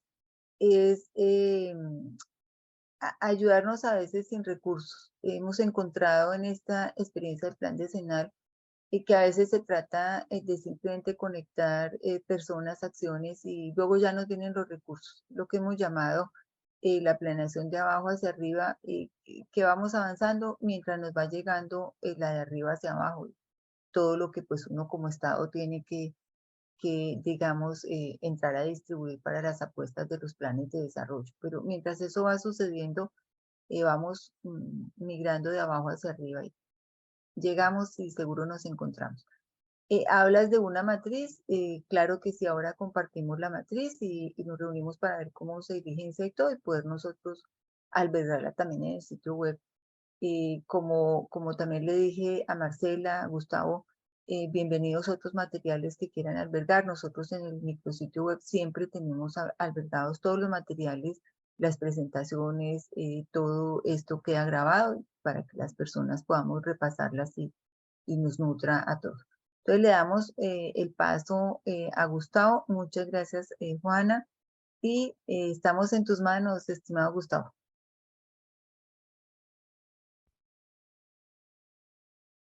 Gustavo. Gustavo. Vamos a ver si será que se desconectó Gustavo.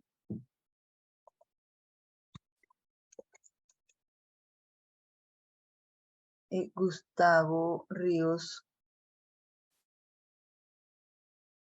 Aló. Ah, ya, ahí estás, ya.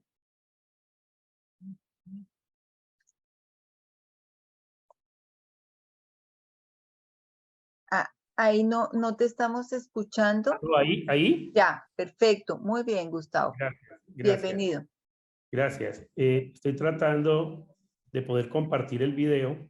Trata un poquito de aumentar el volumen. Unas personas nos han dicho que de golpe estaban un poquito bajitos el volumen, entonces pues si puedes un poquito. Gracias. Si no, pues ¿Y cómo va?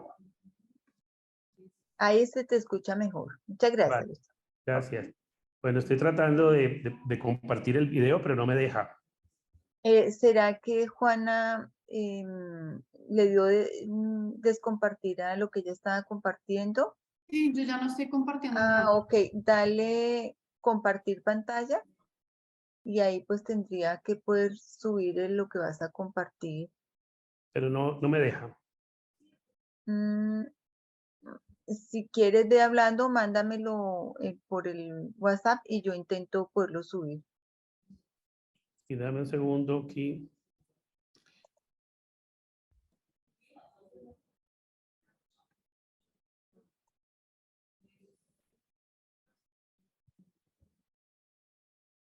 No me permite hacer nada aquí.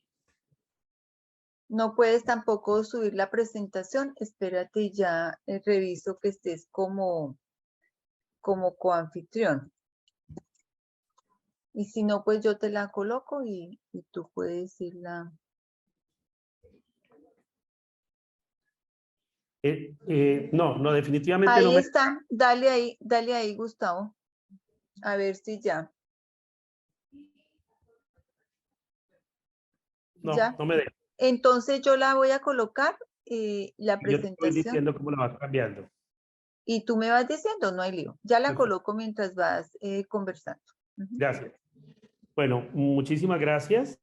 Muchísimas gracias a Ruth Domínguez, a Marcela Bautista y a Juana Yunis, quien anteceden en esta presentación.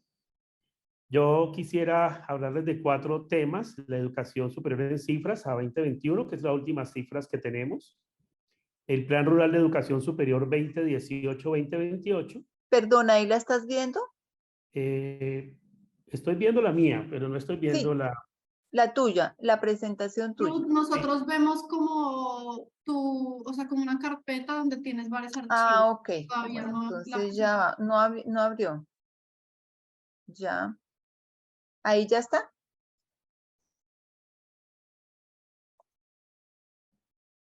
Ahí ya está. Sí, señora. Listo. Educación superior en cifras. ¿Sí? Listo, Gustavo. Gracias. Bueno, primero, un gran saludo, Ruth, a ti, muchas gracias. Veo 282 personas participando de esta conversación. y pues muy, muy agradecidos por la invitación, por permitirnos este espacio que hemos seguido a lo lejos, pero que qué bueno que podamos ahora ser partícipes y, si se puede, también actores del trabajo que ustedes están desarrollando. Represento a la red de instituciones técnicas profesionales, tecnológicas e instituciones universitarias. La conocemos como la red TTU. Dame, por favor, una diapositiva. Hay que recordar que públicas en Colombia hay 66 instituciones, activas 8 técnicas profesionales, 4 tecnológicas, 18 instituciones universitarias y 32 universidades. Eso hace pues 62 instituciones de educación superior activa. Ese es el sistema educativo estatal en Colombia. Este número de instituciones de educación superior en Colombia somos 304, como les acabo de decir, 62 públicas, que matriculamos con cifra 2021 a 2.448.271 estudiantes. De esos, el 50,2 está en el sector público, el 49,8 está en el sector privado. Digamos que técnicos profesionales en Colombia es el 1,2%, están estudiando en tecnologías el 39%, en instituciones universitarias el 8,9% y en las universidades el 50% de esos 1.229 estudiantes. ¿Me regalas una, por favor? Y aquí hay un tema que me parece del todo interesante, porque de alguna manera muestra la impertinencia del sistema de educación superior colombiano. Dame una más, por favor. Ahí ustedes pueden ver que un poco más de 887.000 estudiantes, el 36,2% de toda la matrícula del país, estudian administración de empresas o contaduría. Ingenierías, casi el 20%, ciencias sociales, casi el 11%, y salud, el 7%. Es decir, que el 84% de toda la oferta de educación superior pública y privada del país lo tienen no más de 8 programas universitarios. Es decir, que estamos haciendo más de lo mismo. Y esa es un poco la preocupación que tenemos con el Plan Nacional de Desarrollo, porque están planteando la necesidad y la posibilidad de que tengamos 500.000 nuevos cupos, pero estamos abogando con el Ministerio de Educación Nacional para que esos 500.000 nuevos cupos no sean más en administración, más en ingenierías, más en sociales, más en salud, sino que definitivamente cubran otros aspectos que también son muy importantes para el desarrollo rural del país. Hace unos años, una por favor, Ruth, con la Universidad Magdalena, la Universidad de Caldas, el Instituto Tecnológico ICER de Pamplona y el ITA de Buga, que yo represento, y con apoyo de las instancias del Ministerio de Educación Nacional, expedimos el Plan Rural de Educación Superior, las estrategias de fortalecimiento de las capacidades y la política pública para el desarrollo territorial para la década 2018-2028. Y ahí nos propusimos 3 grandes estrategias. Uno, atender la baja cobertura de educación media, lo que lleva a contar con una baja tasa de acceso a la educación superior. Y ahí es interesante porque hace unas semanas, en una audiencia con el señor presidente de la República, le decíamos que en algunos lugares, y sobre todo en la zona rural, lograr educación superior pasaba por lograr que los estudiantes terminaran la educación media. Aunque en el país desde el año 2002, a través de la ley 749 de ese año 2002, es posible estudiar técnico profesional sin necesidad de haber terminado el bachillerato. En muchos lugares la matrícula rural es muy baja. Si mirábamos las cifras del 2015, el 24% de la matrícula del país en media era rural. En el 18 era el 15%, en el 20 el 13,4%. De toda la matrícula del país en educación media, solo en la zona rural era del 13,4%. Y hay que decir que solo el 18,3% de la matrícula, y de la matrícula pública además, un poco menos de 200.000 estudiantes acceden a la educación superior teniendo origen la zona rural que, como decía Rudy, como decía Marcela, decía Juana, hay muchas ruralidades, no solo lo que no sea ciudad es rural, aquí tenemos muchas ruralidades.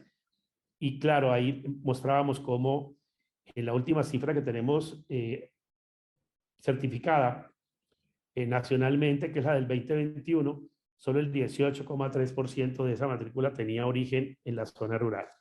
Y ahí es interesante decir que para esa propuesta, las instituciones técnicas, tecnológicas, universitarias, hacemos una gran oferta. Hay que recordar que el 71% de las universidades públicas en Colombia están en una ciudad capital, casi siempre en las grandes ciudades capitales. En tanto que nosotros, en las instituciones técnicas y tecnológicas, estamos en un 60% en municipios. Estamos en Pensilvania, Caldas, en San Juan del Cesar, Guajira, en Ciénaga, Magdalena, en Mocoa, Putumayo, en San Andrés Islas, en Barranca Bermeja, en Pamplona, norte de Santander, en Espinal, Tolima, en Ibagué o en Popayán, en Guadalajara de Buga, en Tuluá, en Roldanillo. Y hay en ciudades capitales 6 instituciones en Medellín, 4 en Cali, 2 en Cartagena, 2 en Envigado, 1 en Bogotá, 1 en Barranquilla y 1 en Bucaramanga. Es decir, que las instituciones nuestras están en territorio más cerca a las zonas rurales y podemos reconocer que al menos 8 de las 30 instituciones de educación técnica y tecnológica pública del país se ocupan de lo rural, preferentemente de lo rural. Y ahí viene una segunda condición, y es que una de las estrategias del Plan Rural de Educación Superior era poder cerrar la brecha por el insuficiente desarrollo de infraestructura que respondiera a unas condiciones mínimas necesarias para ofrecer el servicio de educación superior.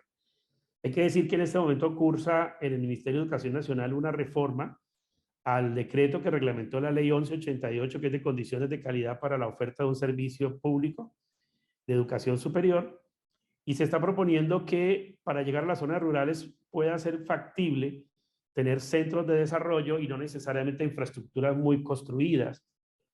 El presidente de la República habló de 31 universidades en el país, casi todas en territorio, lejos de las grandes ciudades, pero ahora se ha encontrado con una condición bastante difícil. Él ha empezado a decir ahora que ya no son 32 universidades, sino que está pensando en sedes, puesto que construir una universidad desde el momento en que se piensa el proyecto hasta que se consigue la acreditación de unos programas para ofertar, pueden pasar 8 años, así de que la transición que se proponía para educación superior podría tener serios tropiezos en una propuesta como esa. Y ahora Juana planteaba de soslayo una idea que nosotros venimos defendiendo con insistencia, y es que en las ciudades, en los grandes municipios, en las grandes capitales y en algunos de los municipios intermedios, los alcaldes empezaron a hablar de megacolegios y fue desapareciendo la escuela de barrio, el colegio de barrio. Y con el megacolegio, entonces estamos haciendo grandes trayectos de los niños por las ciudades en situaciones a veces de muy difícil movilidad urbana, y eso está generando entonces que tengamos que poner transporte escolar y alimentación escolar, los programas de alimentación escolar, que ya sabemos todos las dificultades que tienen para ofrecerlos en calidad, en oportunidad y en eficiencia y en equidad también. Creo que ahí hay una equivocación y eso no podríamos planteárnoslo en la zona rural, porque la otra condición que empezó a hablarse en algún momento es que era necesario crear alguna infraestructura en la zona rural para que las universidades llegaran a esa infraestructura. Hoy hablamos de regionalizaciones, de nodos, de convenios, etcétera, etcétera, pero creo que no podemos repetir el error que se cometió a la hora de hacer los famosos megacolegios que generaron unas demandas que hoy consumen buena parte de los recursos de calidad en temas que podrían haberse resuelto con algo tan territorial como es la escuela y la escuela en el barrio. Y finalmente, la tercera brecha que nosotros identificábamos en ese plan rural de educación superior es que habían unas bajas oportunidades para el desarrollo de una inserción económica y social para la población de los diversos contextos territoriales. Y quizás Marcela tal vez, y bueno, muchas personas que nos hacen la interlocución, siempre piensan que cuando estamos hablando de lo rural, estamos hablando de lo agrícola, solo lo agrícola. Pero rural también es el turismo, rural también es la minería. Todo el programa de transición energética requiere de unos impulsos fuertes en educación rural y en educación superior rural, porque las zonas de conducción, las zonas de exploración, las zonas de prospección, las zonas de desarrollo en lo minero energético son rurales. Y quizás la población que se dedica al turismo, que se dedica a la minería o que está trabajando en energía, en la zona rural son las menos favorecidas. Quizás los que están un poco mejor son los que se dedican a lo agrícola.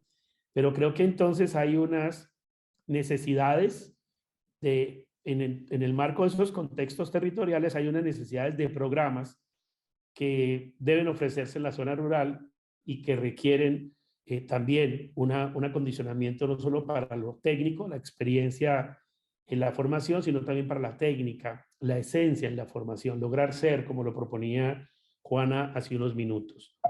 Así es de que habría que plantearse, y creo que ahí hay un tema que ustedes anunciaban, será tema también de otra discusión, y es que la formación, el currículo, si lo queremos poner en términos del desempeño del modelo sajón de organización de las actividades académicas, si lo ponemos en currículo, tendríamos que hacer una cantidad de variaciones para que en las zonas rurales del país sea posible una educación, en este caso el particular que nos interesa, de educación superior.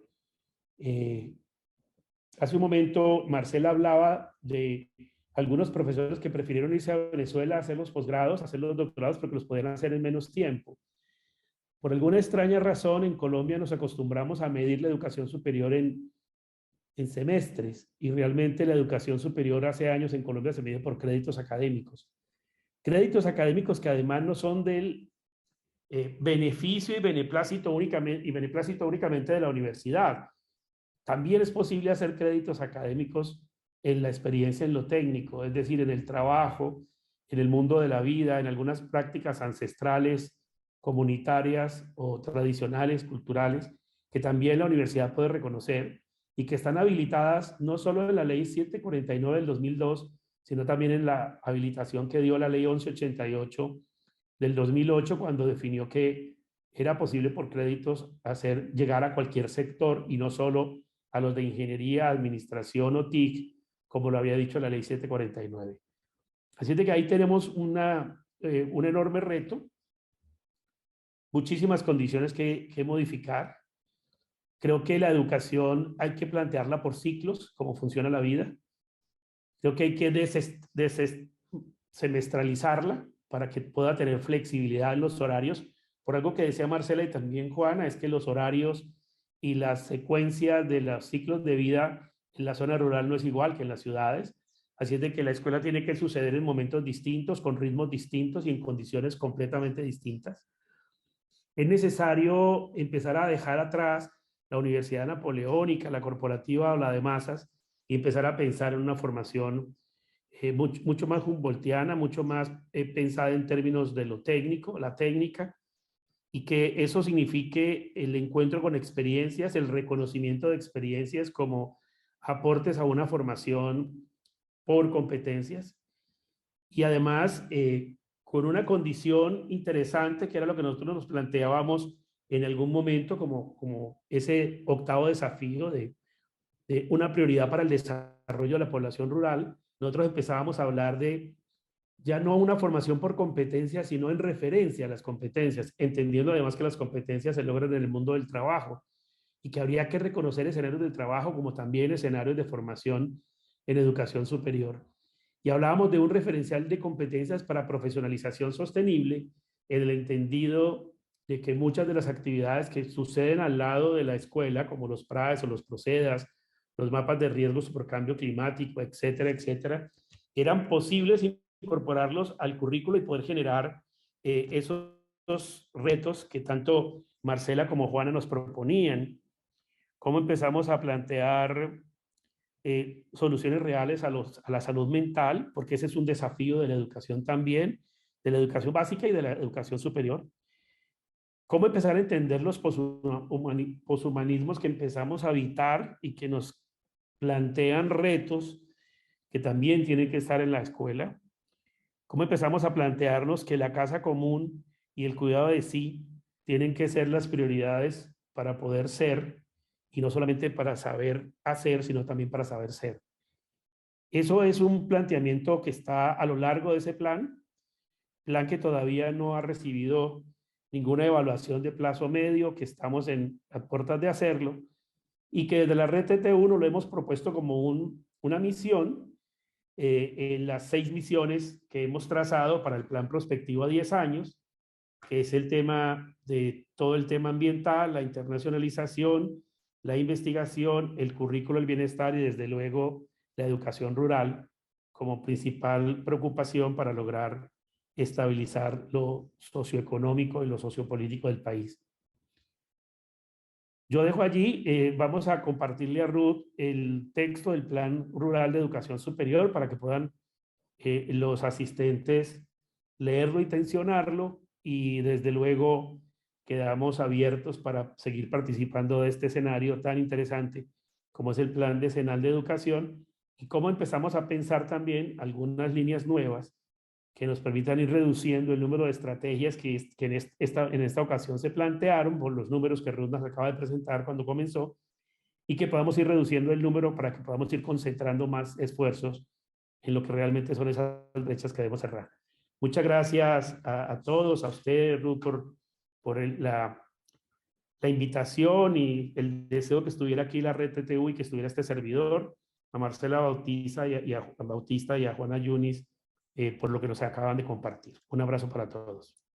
Gracias, Gustavo, por esa muy buena presentación y corta de todo ese saber que tienes frente a la apuesta rural y haber participado en la construcción de ese plan rural. De lo que comentas, no sé si quieras, estábamos como cortos en los minutos, si quieras agregar algo más, o le damos también la palabra a las personas si nos quieren comentar algo. Podían pedir la palabra, y tenemos unos 5 minuticos para escuchar a las personas. Igualmente, voy a revisar el chat para que nos pregunten por el chat y ahí habilitaríamos las preguntas. Yo, mientras tanto, voy haciendo la mía, porque cómo tenerte y no preguntarte.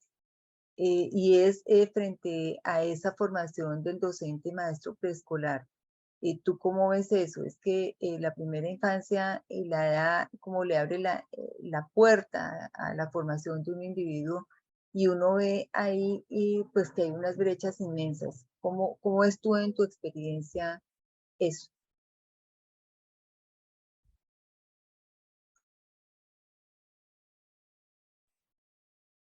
Habilita tu micrófono.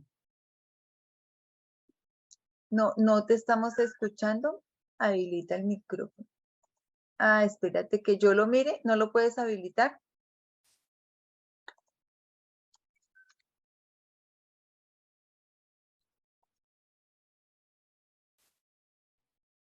Ahí. Ahora sí, gracias. Sí, ahora Listo. sí. Tengo que confesarte que ese es un tema que hace años no estudio en detalle, el de la formación para profesores, tanto urbano como rural, en la educación inicial. Tengo sí una preocupación, y te voy a contar tal vez una anécdota muy rápida. Hace unos años, el país recuerda un programa que financiaba a los mejores bachilleres para irse a estudiar en cualquier universidad del país y a cualquier costo. Ese programa se llamó Ser Pilo Paga. Hay una evaluación de impacto de ese programa. Lamentablemente lo hicieron para la Universidad de Harvard y no conocemos los resultados. Estoy en contacto con las 2 autoras para tratar de conocer los resultados de evaluación de impacto de ese programa. Me dice el presidente del ICETEX que tiene muy buena evaluación, sin embargo hay algunos saldos que no son satisfactorios. Y para ese momento yo le planteaba a la entonces ministra de Educación, mi institución, el ITA de Buga, tenía que poner 700 millones de pesos de su presupuesto anual para atender Ser Pilo Paga. Y en alguna reunión con ella le dije, mira, estamos dispuestos a poner el dinero, sí y solo sí es para invertirlo en estudiantes que quieran estudiar preescolar o básica, porque es necesario que el país haga de sus mejores estudiantes buenos profesores. Lamentablemente el resultado es que hubo más administradores de empresas, más abogados y más ingenieros que profesores, que docentes. Eso no lo hubo. Y si tú revisas los indicadores, descubres que en los últimos 10 años hemos cerrado el 60% de las licenciaturas en el país. Si tú comparas el número de programas de licenciatura que hay en el país en el 2010 y lo comparas con el 2022, descubres que casi todas las universidades del país cerraron. Hoy, la universidad que más ofrece licenciatura en Colombia no es la Nacional, ni la de Antioquia, ni la de Valle, que tenían el liderazgo en el 2010. Hoy es Uniminuto. Y es dramático porque la gran mayoría de las universidades públicas dejaron de ofrecer programas de licenciatura.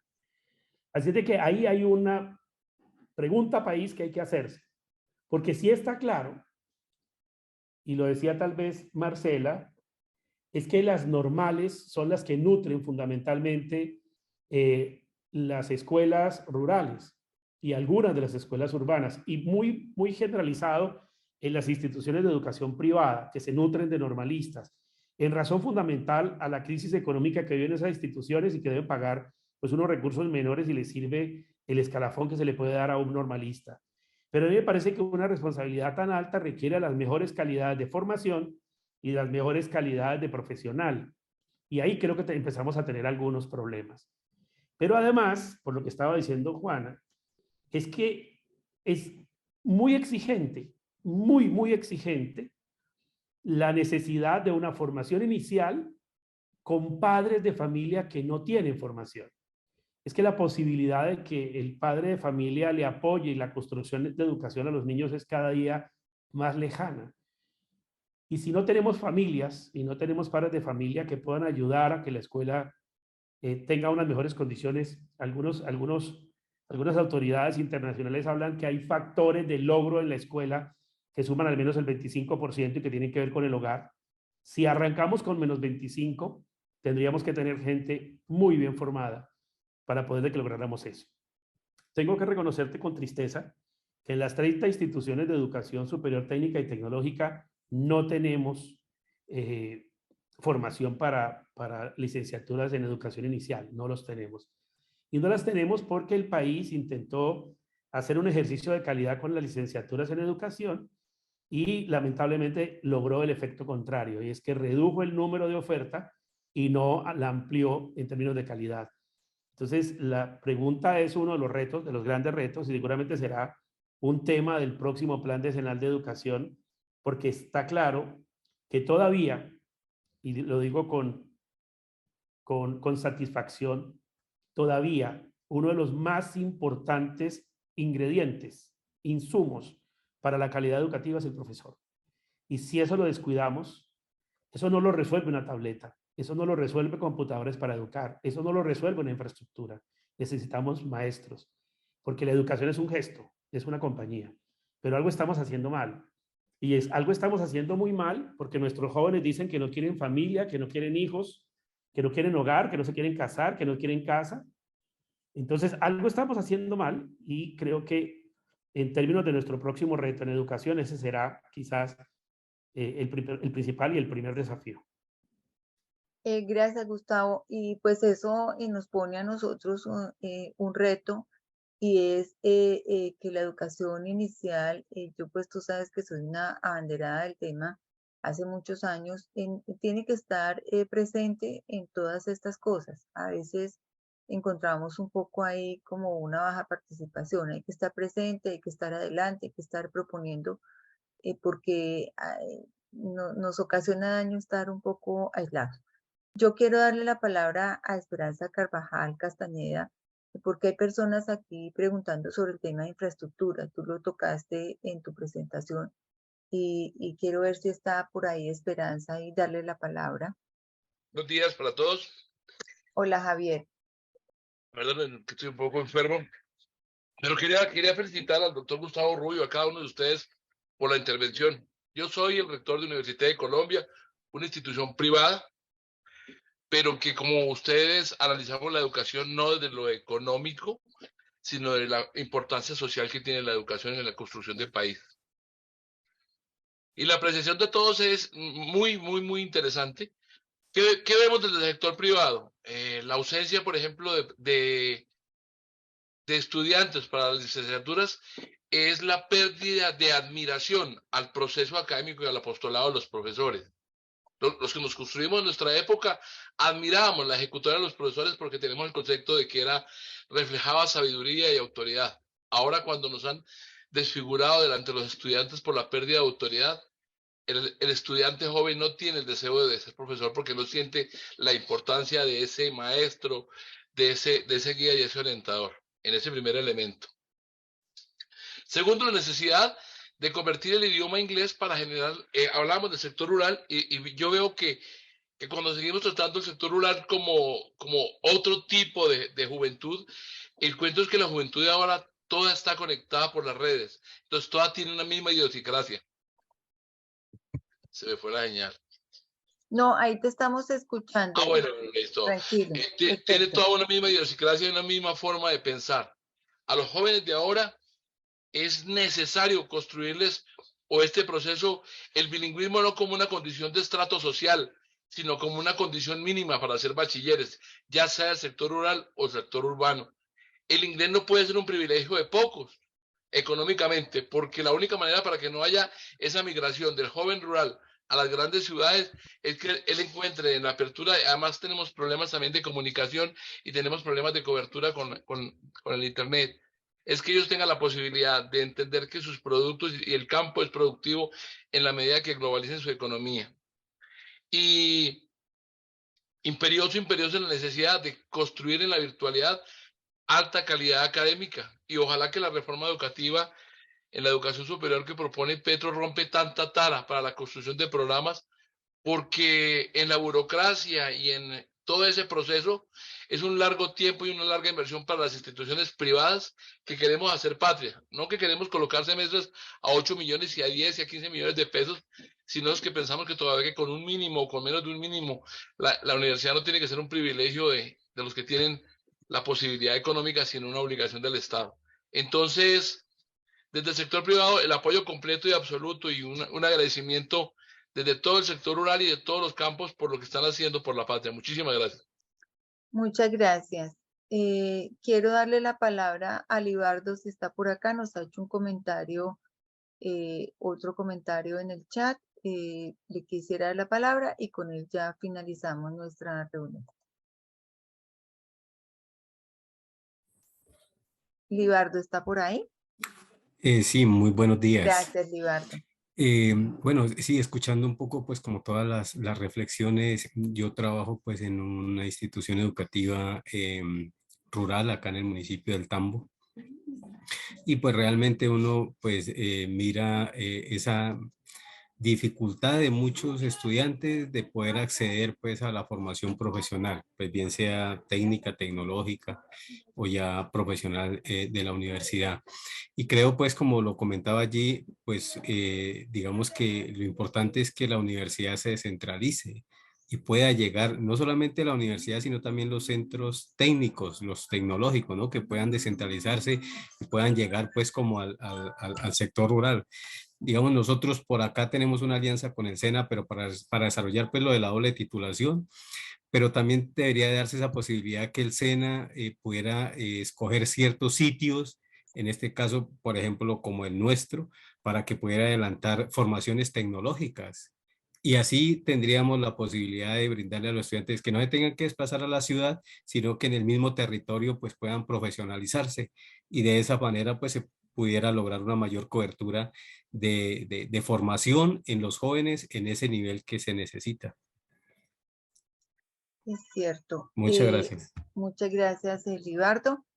Quisiera darle la palabra a Ramiro, que está por acá y nos ha escrito varias cosas interesantes. Un minutico y ya ahí ya nos despedimos. Ramiro, ¿estás por acá?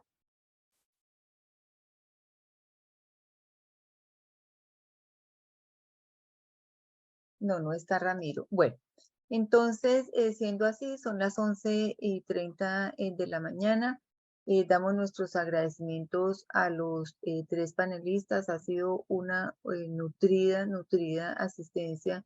Tuvimos 298 personas conectadas todo el tiempo de la reunión. Mil gracias a nuestros expositores, a ustedes por la participación. Como siempre, pues les da el saludo y la bienvenida Ruth Domínguez. Yo hago parte de un colectivo de primera infancia. Somos parte de la comisión gestora, la mesa de regionalización. Y le voy a dar también la palabra al profesor José Antonio. Él hace parte de mi mesa, está por aquí, los quiere saludar. Y pues nos vamos despidiendo. Recuerden que todos los materiales se albergan en el sitio web y en los próximos días, asimismo como la presentación.